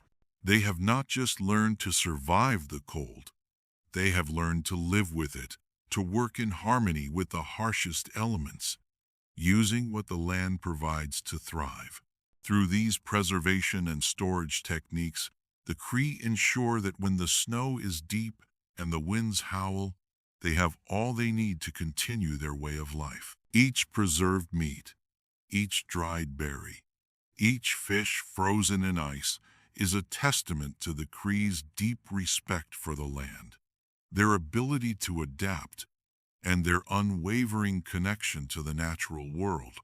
The harsh winter months no longer seem like a challenge to survive.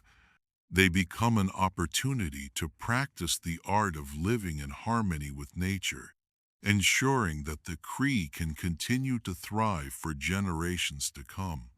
In the frozen wilderness, survival is not just about having food, it's about having the right kind of food to sustain you through the long, cold months. The Cree rely on a high-calorie diet to provide them with the energy needed to endure the extreme cold. Imagine sitting down to a meal of dried meat, fish, and berries, your body absorbing the calories and nutrients that will help you keep warm and active through the coldest parts of the winter. Dried meat is a staple of the Cree winter diet, providing a concentrated source of protein and fat. Whether it's moose, deer, or caribou, the dried meat offers the Cree the energy they need to maintain their strength and endurance. The fat in the meat, along with the oils from the fish, help to sustain their caloric intake, which is critical during the winter months when physical labor and cold weather demand high energy expenditure. Fat is especially important, as it provides essential calories and helps to keep the body warm. Along with dried meat, Fish also plays a crucial role in the Cree diet. Smoked and dried fish, such as walleye and pike, are rich in protein and omega-3 fatty acids, essential for maintaining health and energy during the cold months. Fish provides a welcome change in flavor and texture to the diet, ensuring the Cree have variety in their meals despite the limited food sources. In addition to meat and fish, the Cree rely on berries stored in dried form as a vital source of vitamins and natural sugars. Cranberries, blueberries, and raspberries are gathered in the summer and preserved for the winter months. These berries are added to meals, eaten as snacks, or used in stews and sauces to provide a burst of flavor and nutrition when fresh fruits are scarce. The Cree understand that these berries are not only delicious, but also crucial for their immune system, offering a boost of vitamins that help them stay healthy during the harsh winter months. The Cree diet also incorporates the use of animal fats, especially from moose or caribou, which are rendered down and stored in containers. These fats are used for cooking, added to stews, or eaten directly for a boost of energy. The fats provide the necessary calories to keep the body warm and fueled, helping the Cree to maintain their strength in the face of long, physically demanding days in the cold. As you sit by the fire, the smell of dried meat and smoked fish fills the air, your body absorbing the warmth and nourishment these meals provide. The rich fats from the meat and fish coat your stomach, offering more than just sustenance.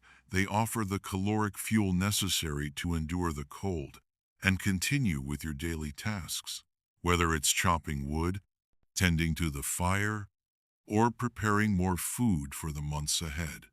The fats, which are carefully preserved and rendered, are essential in keeping your body not only energized but warm. The caribou fat or moose fat serves as a powerful energy source, the kind of energy that will help you stay active and vital despite the bitter winds and freezing temperatures outside. These fats are also added to stews and soups, mixing with meat and fish to create hearty, warming meals that will last long into the winter. The stews, full of dried meat, smoked fish, and berries, are not only nourishing but also provide the diversity of flavors that the Cree need during the cold months.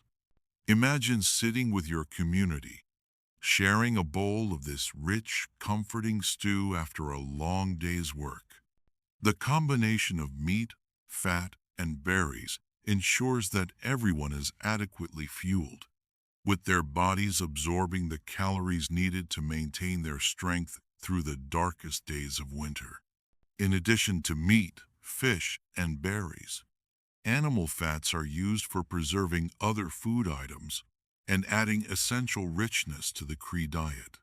The Cree understand that variety in their meals is just as important as the caloric value, not just for physical health, but for maintaining a sense of balance and energy.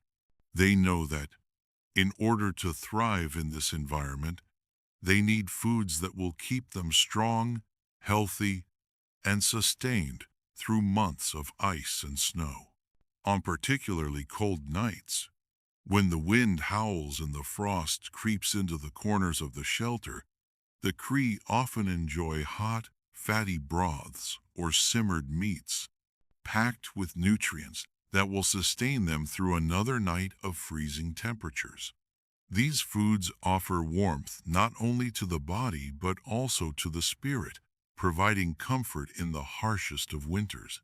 As the warmth of the stew spreads through you, you feel the connection between the food, the land, and the people you share it with. Every meal is a reflection of the Cree's resilience, their ability to adapt to the environment, and their deep respect for the land that provides. The berries, preserved during the summer, are often added to these stews and soups, providing bursts of sweetness and vital nutrients.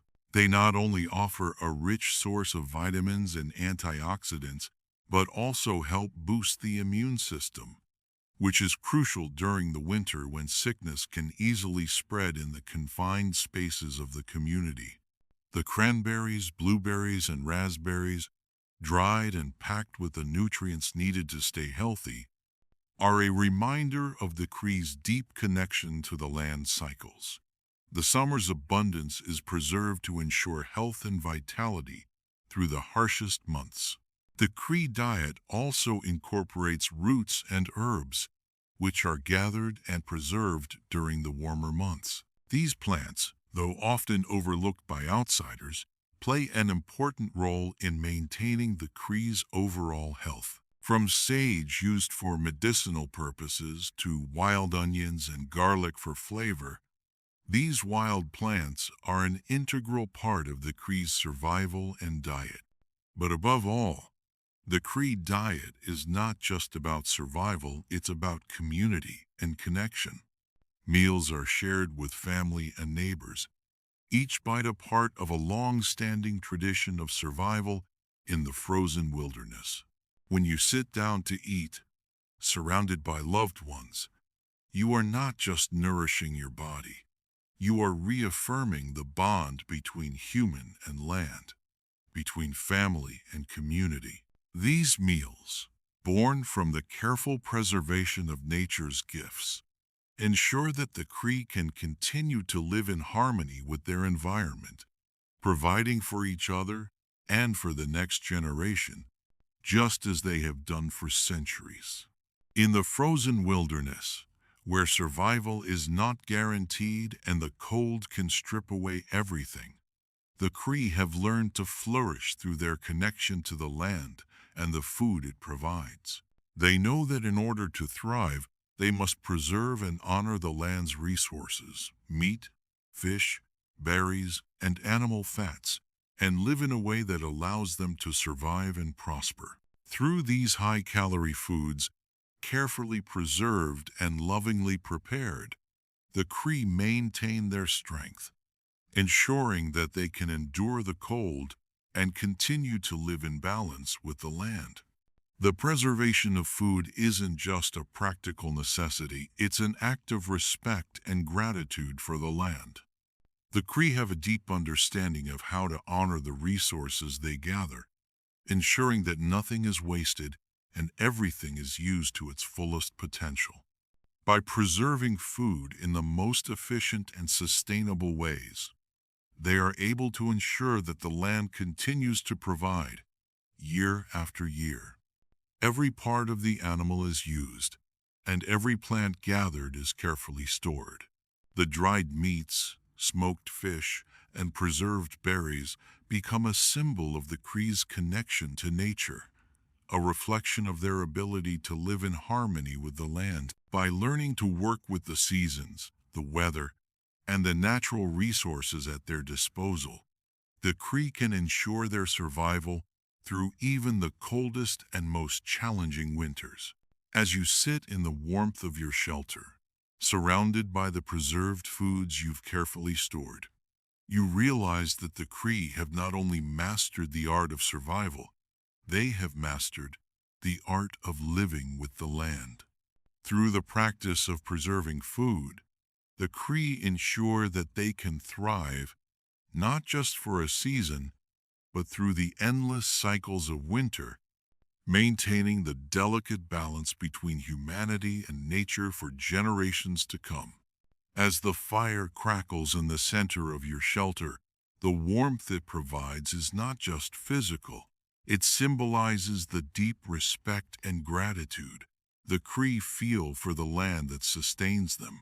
The preserved food around you, whether it's dried meats, smoked fish, or berries, serves as a reminder of the bounty the land provides, but also of the care and effort the Cree put into ensuring that nothing is wasted. Each bite of jerky, every fish pulled from the ice, and each handful of dried berries tells a story of survival, of respect for nature, and of an intimate, spiritual connection to the land. In this moment, you understand that survival in the frozen wilderness isn't just about staying alive, it's about living in balance with the world around you. The Cree don't simply take from the land, they work with it. They honor the land by using every resource it provides, ensuring that nothing is wasted and that each meal is a celebration of the life it took to nourish them. The process of preserving food, drying, smoking, salting, ensures that the Cree are able to survive through the long winter months, but it also ensures that they maintain their bond with the earth, a bond that allows them to thrive for generations. The preserved foods around you are not just staples for the winter, they are the very heart of the Cree way of life. Each dried fish or smoked meat is a testament to the Cree's ingenuity, their ability to take what nature gives and turn it into something that will sustain them through the harshest months. These practices, rooted in respect for nature, are passed down through generations, ensuring that the Cree honor the earth not just for the resources it provides, but for the relationship it fosters. You can feel the connection as you prepare the food, knowing that you're participating in a cycle of respect and renewal. As the seasons change and the land rests during the winter months, the Cree rely on the food reserves they've carefully stored, proof that they are in sync with nature's cycles. Each season brings its own challenges, but the Cree know that they can rely on the bounty of the earth if they approach it with respect, ensuring they don't take more than they need. The balance between taking and giving is crucial, and it is this balance that allows the Cree to thrive. Sitting by the fire, you reflect on how the practice of food preservation is not just about survival. It's a ritual. The Cree's ability to preserve food is an act of gratitude and offering to the land. By carefully storing the meat, fish, and berries, the Cree not only ensure that they will have enough to get through the long winter, but they also ensure that the land will continue to provide in the future. The act of preserving food is a spiritual practice, a way to honor the cycles of the earth and ensure that the Cree remain in harmony with the natural world. In the quiet of the winter months, when the world outside is buried under layers of snow and the land seems to sleep, the Cree's reserves of preserved food become their lifeline. They are able to withstand the challenges of the cold, knowing that the food they've carefully prepared and stored will sustain them. But even more than that, they understand that their relationship with the land is what truly sustains them. By working with the seasons, adapting to the cycles of nature, and respecting the resources they harvest, the Cree ensure their survival not only for today but for the generations to come. As you settle in for the night, the warmth of the fire and the sustenance from your meal remind you that survival in this harsh environment is not just about endurance. It is about living with the land, honoring it, and ensuring that the cycle continues. The Cree's wisdom in food preservation, in their ability to work with nature rather than against it, ensures that they can survive not just for one season, but for countless winters to come, living in harmony with the earth that sustains them. In the midst of the biting cold and long winter nights, survival is not a solitary task. It is a shared experience. You find yourself sitting beside a crackling fire with your family and community, surrounded by the warmth of both the fire and the people who share your life.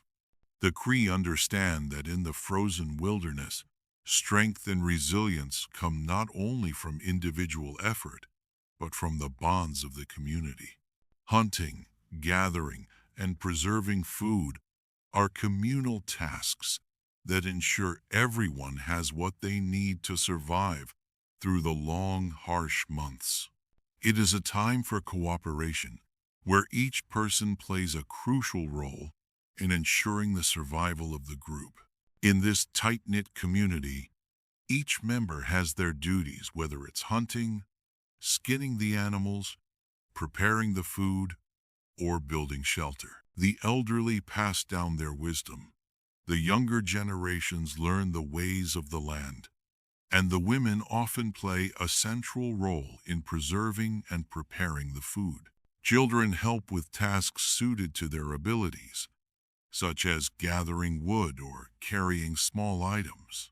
Everyone contributes, understanding that survival depends on the shared effort and the interdependence of each individual. In the colder months, the Cree work together in their communal shelters, gathering in the teepees or igloos to stay warm, eat, and rest. The shelter becomes a place not only for protection from the cold, but for the exchange of stories and the preservation of culture. Communal survival becomes the backbone of Cree life during the winter, as the harsh conditions make it essential for the community to come together, share resources, and support one another. The bonds formed in these moments are stronger than any storm, and the spirit of unity is what carries the Cree through the toughest of times. As the winds howl outside, the shelter's warmth becomes even more precious, drawing the community closer. Teepees or igloos, built with care and wisdom passed down through generations, become more than just a physical refuge from the elements. They are the beating heart of the community, a safe space where the Cree can rest, share, and recharge for the challenges ahead. These shelters are where the exchange of stories, food, and traditions happens, where everyone, from the youngest to the eldest, finds their place in the cycle of survival. Inside the shelter, the sense of belonging is palpable. Everyone has a role, and each task is a part of something much larger than just the day-to-day struggle for survival. You might see the elders telling stories of ancestors, passing down lessons of bravery, wisdom, and resilience. Their tales are rich with symbolism, not just recounting events, but teaching the values that have kept the Cree strong through the toughest winters. Children, listening intently, absorb not just the history of their people, but also the practical lessons of the land, the art of tracking animals, understanding the rhythms of the seasons, and respecting the delicate balance between humans and the environment. As you sit around the fire, you can hear the laughs of the children, the conversations of the adults, and the occasional song or chant that fills the air. These sounds are not just noise, they are vital threads that keep the community's spirit strong. Song and dance become an integral part of the long winter nights. They are more than entertainment. They are rituals that keep the community's energy high and their hearts connected to the land. The Cree believe that song and dance have the power to bring the spirits of the animals closer, ensuring the land will continue to provide in the future. Every meal shared around the fire is not just about feeding the body, but also about feeding the soul. The Cree understand the importance of community bonding during the winter months. While the men and women might go out to hunt or gather, it's the women who often take on the responsibility of preparing the preserved meats, fish, and berries. They work together to turn the resources into hearty meals that will provide the energy and warmth needed to endure the cold. In the process, they teach the younger generations how to make the most of the land's gifts, how to preserve, prepare, and share the food in a way that honors the animals and plants that gave their lives. As you pass a bowl of stew or a piece of dried meat, you realize that survival is a shared experience, and it is in the act of sharing that the Cree truly thrive. Food becomes a symbol of community and care. No one goes without. No one is left behind. The family unit, though small, is always linked to the larger web of community, where the survival of one means the survival of all. During the darkest days, when the snow blankets the earth and the cold is all-consuming, the Cree's connection to one another becomes even more vital. This is when cooperation is at its most profound. The bond between community members is a lifeline, woven through shared struggles and triumphs. You are never alone in the cold because community holds you together and spirit sustains you. The Cree know that, as long as they stay united, they will endure. The cold winds outside may attempt to tear at the community's resolve, but inside, the warmth of unity and shared experience will always prevail. The Cree understand that survival is never just about individual endurance. It's about the strength of the collective, the shared wisdom, the reciprocal relationship with the land, and the spiritual bonds that hold them together. It is in these moments, gathered around the fire, that the Cree's resilience is forged, and the community thrives despite the harshest of winters. As the hunt progresses, and you successfully track and bring down your prey, the act of taking life becomes more than just a physical task. It is a sacred exchange. The Cree understand that the spirit of the animal continues on after death, and thus, the relationship between human and animal is never severed. The animal's sacrifice is not only honored, but revered. Once the hunt is complete, the ceremonial acts begin. The first piece of the animal's body is always given back to the land as a sign of gratitude and respect. It might be a prayer, an offering, or a symbolic gesture, but it is always done with the recognition that the animal's spirit has contributed to the Cree's survival. After the hunt, there is always a moment of reflection and gratitude. As you sit around the fire with your community, the meat is prepared, but before it is consumed, a Thanksgiving ritual is often performed. You offer thanks not just to the animal, but to the spiritual realm, to the spirits of the forest, the rivers, and the land, acknowledging their role in the cycle of life. The prayers and chants that accompany these rituals ensure that the spiritual bond remains intact and that the harmony between the human and the natural world is preserved. The Cree believe that by honoring the spirits in this way, they maintain balance in the world. The act of hunting is a way of ensuring sustainability. It is not about exploiting the land or taking more than is needed. It is about giving thanks for what has been provided and ensuring that the resources of the land will continue to be available in the future. The Cree know that taking life is only possible if it is done with respect, and they believe that this spiritual reciprocity is what allows them to live in harmony with the land year after year. The same reverence extends to fishing and gathering. Before the Cree set out to fish, they perform similar ceremonies to honor the spirits of the fish, acknowledging their role in providing sustenance. Songs are sung, prayers are offered, and gratitude is expressed to ensure the spirit of the fish will guide the hunt, and that it will return again in the future. For the Cree, hunting and gathering are never just about filling bellies. They are about maintaining the sacred balance of the world, ensuring that the cycle of life continues uninterrupted. As you continue through the wilderness, you realize that the Cree's connection to nature isn't just a part of their survival, it is their very foundation. Their spirituality is a part of everything they do, from the way they approach the land to the way they live within it. The rituals and ceremonies surrounding their survival practices are what ensure that they don't just exist in the land, they thrive within it. These spiritual practices remind the Cree that they are part of a larger system, where the land, the animals, and the spirits are interconnected, and where their actions are never separate from the world they inhabit. In moments of stillness, sitting by the fire with your community, you feel the profound weight of these rituals.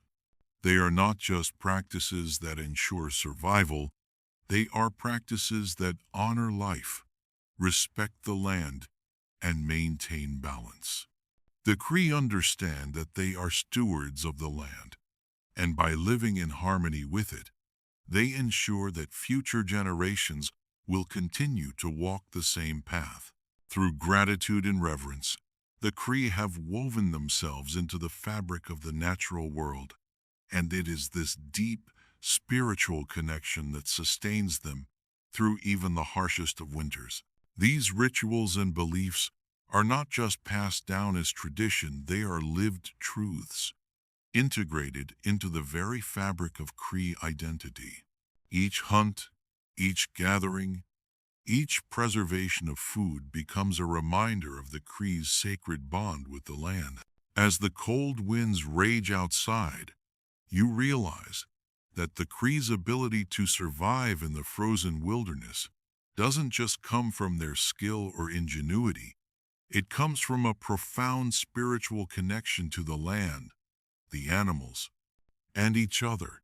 This is the true heart of Cree survival, a harmony that binds the human, the spiritual, and the natural together in a sacred dance of life. During the long, dark winter nights, when the cold outside is unbearable, the Cree turn to their traditions to keep their spirits high. Storytelling, song, and dance are not just pastimes, they are vital practices that strengthen social bonds and provide a sense of continuity and community. As you gather around the fire, you feel the warmth of the stories shared. The elders tell tales of ancestors, of the great hunts and the spirits of the animals, ensuring that the wisdom of the past is passed down to the next generation.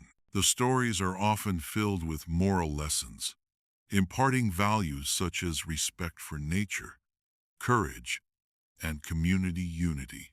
These tales are more than entertainment.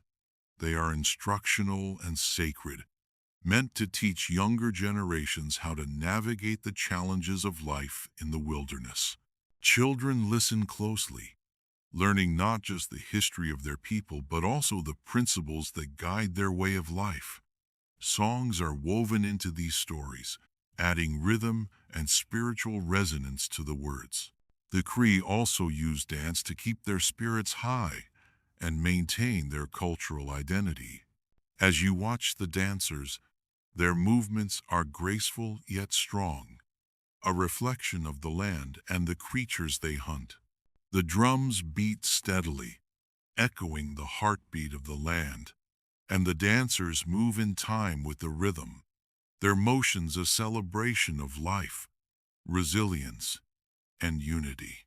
These dances help to preserve the Cree culture, keeping it alive through the harshest months, when the outside world feels so distant and cold. The rhythmic pulse of the drums reverberates through the shelter, each beat a reminder of the heartbeat of the earth. As the dancers move with grace and strength, their bodies flowing in time with the music, you feel a deep connection to the land and the spirit of your ancestors. The dance is not just an art form, it is a spiritual practice, a way to honor the creatures of the land and the spiritual forces that guide the Cree people through the coldest, most difficult times. Each movement tells a story, not just of survival, but of celebration, of unity, and of the resilience that runs through every Cree heart. The songs and dances are a source of warmth that transcends the physical.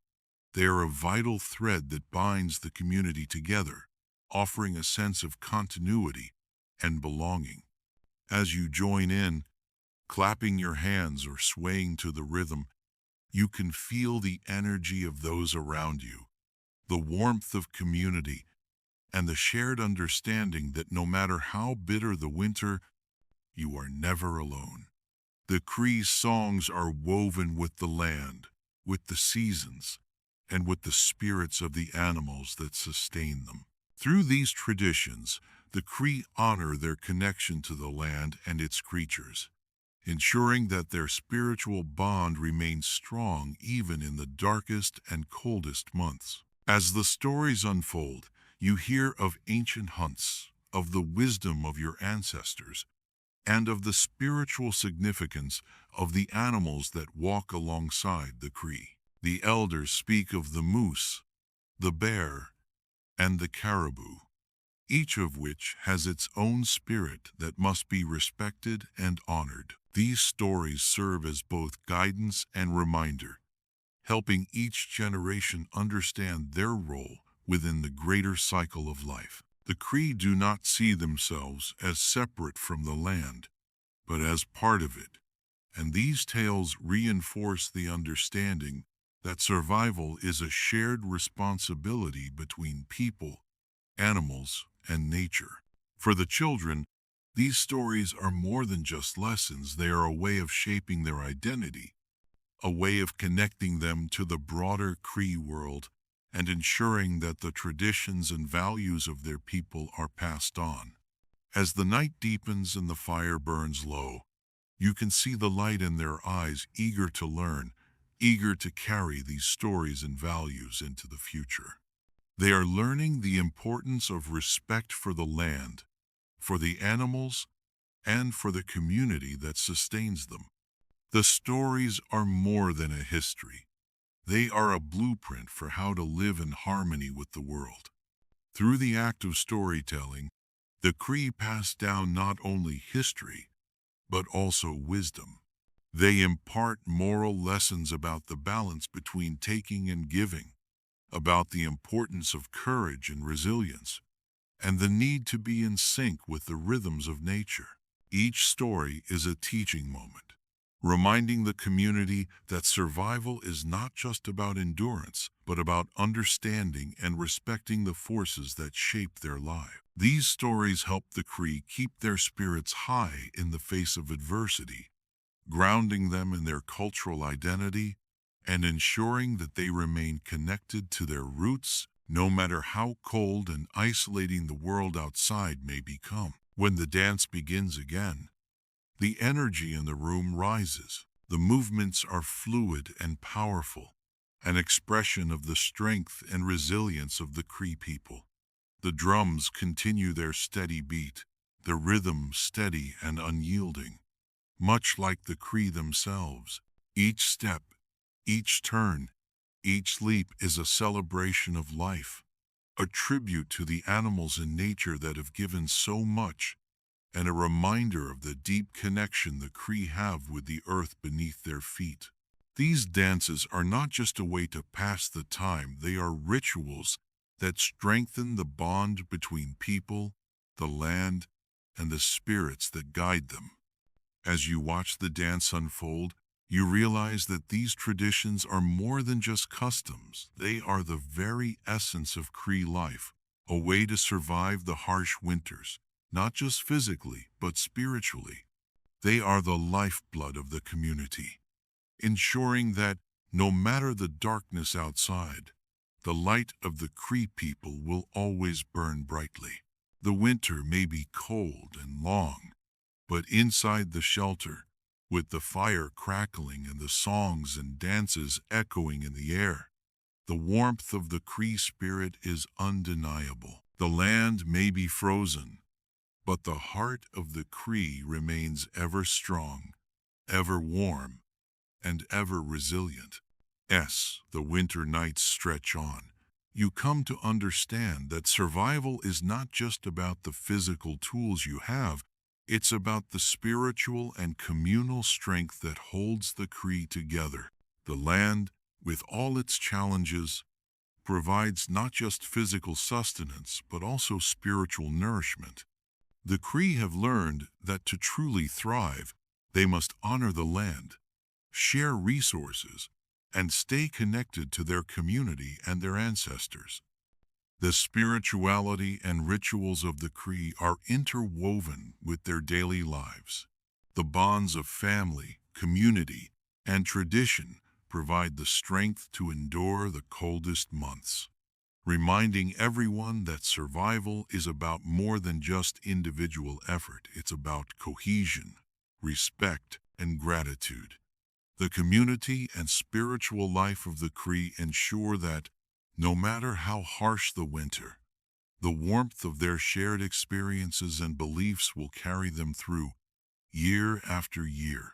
As the seasons change and the snow begins to melt, you realize that it's not just the food or the tools that have kept you alive, it's the bonds of community, the shared spirituality, and the deep respect for the land that has allowed you to thrive. The Cree's ability to come together, to honor the animals and the land, and to preserve their traditions through stories, dance, and song, is what ensures their survival, not just in the cold, but through every challenge that nature and life may bring. As the snow begins to melt and the cold recedes, the earth begins to awaken once more, signaling the arrival of a new season. Yet, as the seasons shift, the strength that has carried the Cree through the long winter remains unbroken. The spiritual bond and the community ties that have sustained them through the toughest months continue to hold firm. The spiritual practices of the Cree are not seasonal. They are a constant thread that runs through their lives, whether during the bitter cold of winter or the hopeful warmth of spring. The connection to the land is always present, an ongoing relationship that transcends the weather and the seasons. The Cree understand that their survival is not just about managing the elements, but about honoring and working in harmony with the land and the resources it provides.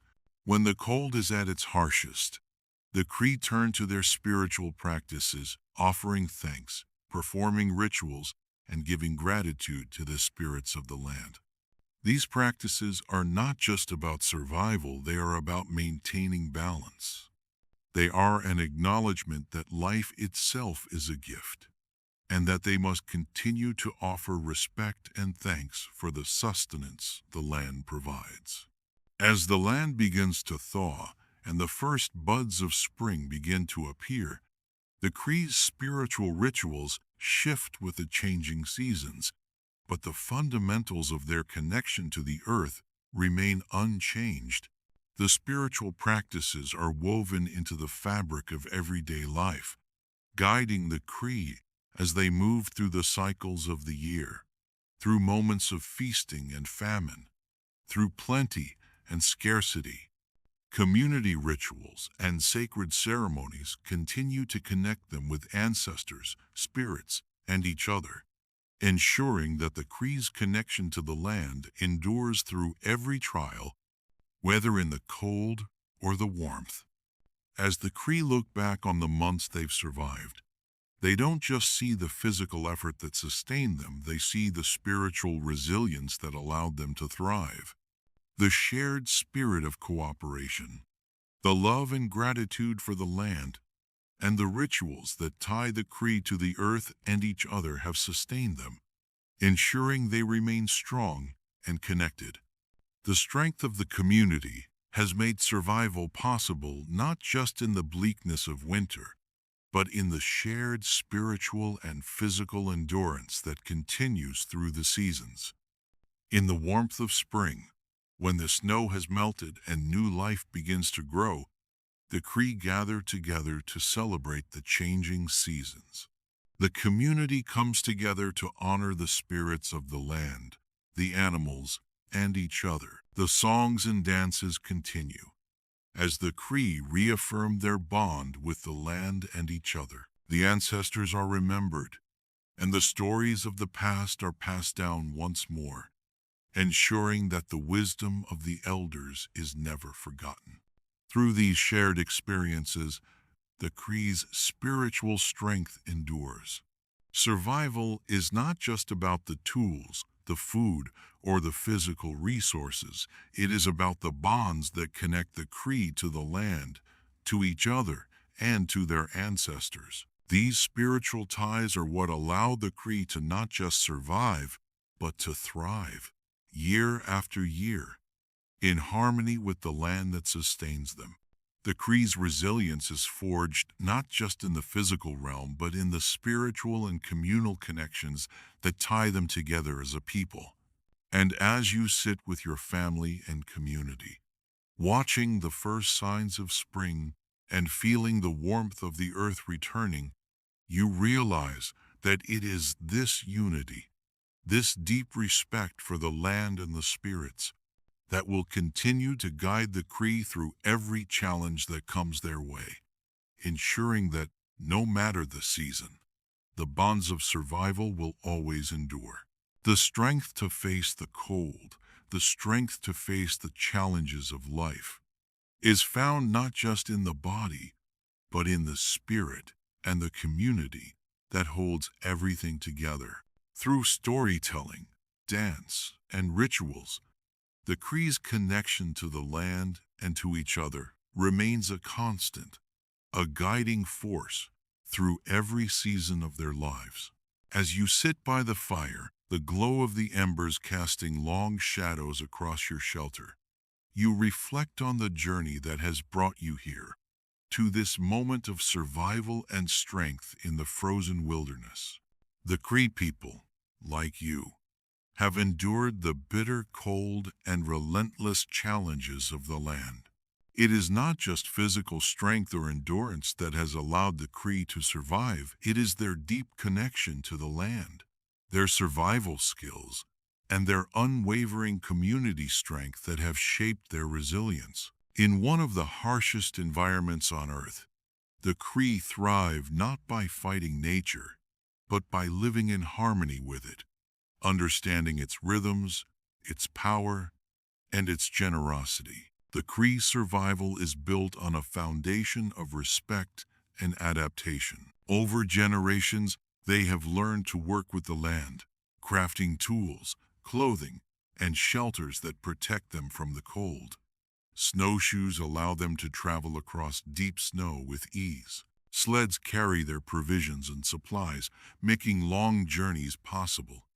Animal pelts provide warmth, and food preservation techniques ensure they have the sustenance needed to endure the harshest winters. Every part of the animal and plant life is used, ensuring nothing is wasted and that resources are sustained for future generations. Their ingenuity and resourcefulness ensure not just survival, but thriving in a land where many others might falter. But it is not just about surviving the cold. It is the spiritual connection to the land and the animals that sustains the Cree, helping them navigate the seasons and the challenges each brings. Before every hunt, the Cree offer prayers, ceremonies, and thanksgivings to honor the spirits of the animals, showing gratitude for the life given. This deep sense of respect for the land ensures a balance, allowing the Cree to maintain the delicate relationship between human, animal, and nature. In return, the land continues to provide, and the animals return year after year, ensuring that the Cree can continue their way of life, generation after generation. Survival in the cold is not just about physical endurance, it is about spiritual balance. The Cree's understanding of reciprocity, where the land's offerings are met with respect and gratitude, allows them to thrive in the most extreme conditions. The community bonds formed during this shared survival are what hold the Cree together during the coldest nights, when the winds howl and the darkness seems to stretch on endlessly. Storytelling, songs, and dance are more than just traditions. They are the spiritual nourishment that keeps the Cree's culture alive. They are the reminder that, despite the cold, the spirit of the people remains strong, sustained by the shared stories of their ancestors, their collective effort, and the unity of their community. The Cree's culture and traditions have weathered many storms, both literal and metaphorical. Despite the challenges of modern life, the Cree have maintained their connection to the land, to the animals, and to their community. As the world around them changes, their resilience is unshakable. The Cree's ability to preserve their culture in the face of modern challenges, such as globalization, environmental changes, and political struggles, speaks to the enduring strength of their people. They celebrate their culture through the arts, the language, and the rituals that have been passed down through the generations. These traditions continue to offer the Cree not only strength but also a sense of identity, a reminder of who they are and where they come from. In modern times, the Cree have found ways to adapt to a rapidly changing world while still honoring their traditions. Traditional survival skills like hunting, fishing, and food preservation continue to be taught to younger generations, ensuring that they carry the knowledge of how to survive in the cold, in harmony with nature. At the same time, the Cree are engaging with modern technology and education, ensuring that they remain connected to the global community while still maintaining their cultural heritage. It is this balance between the old and the new that ensures the Cree's survival, both physically and culturally, in a modern world that is constantly shifting. As you sit back, taking in the warmth of the fire and the comfort of your community, you realize that the Cree's resilience isn't just about endurance. It is about preserving their spirit, culture, and connection to the earth. The Cree have weathered centuries of change, adapting to the land, to their environment, and to the challenges that life has brought them.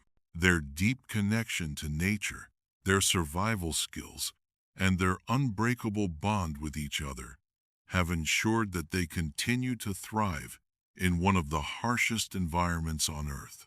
Their culture remains a testament to the strength of the human spirit, to the power of community, and to the importance of living in harmony with the land. As you reflect on the strength of the Cree, you can't help but be filled with admiration for their resilience and their deep-rooted connection to the earth. The harshness of the cold has not defeated them. It has only deepened their resolve, their bond to each other, and their commitment to living in balance with the world around them. The Cree have not just survived, they have flourished, and their spirit continues to shine brightly, even in the darkest winter nights. May we all be inspired by the strength, unity, and resilience of the Cree people as we navigate our own journeys through the challenges life brings. May we remember that survival is not just about enduring, it is about living with respect, gratitude, and community, finding strength not just in ourselves but in each other and in the world around us. As the final embers of the fire flicker out and the cold winter night settles in, you feel the warmth of the community and the land that has sustained you through it all. The stories have been told, the dances have been performed, and the bonds of respect, gratitude, and spiritual connection to the land and each other remain strong. In the stillness of the night, as the wind howls outside, the Cree community rests in harmony with the earth, knowing that tomorrow will bring new challenges, but they will face them together with the same strength and unity that has carried them through for generations. Now, as you settle into your shelter, wrapped in the warmth of your animal pelts, surrounded by your family and the memories of the day, you feel the connection to the ancestors, the land, and the spirits of the animals. You close your eyes, knowing that you are not alone, that the spirit of your community and the power of the land will guide you through the winter nights. Good night. And may your dreams be filled with the strength of the land, the unity of the Cree people, and the warmth of the community that binds you all together. Sleep well, and tomorrow, as the sun rises, the journey will continue guided by the same wisdom and resilience that has been passed down through generations.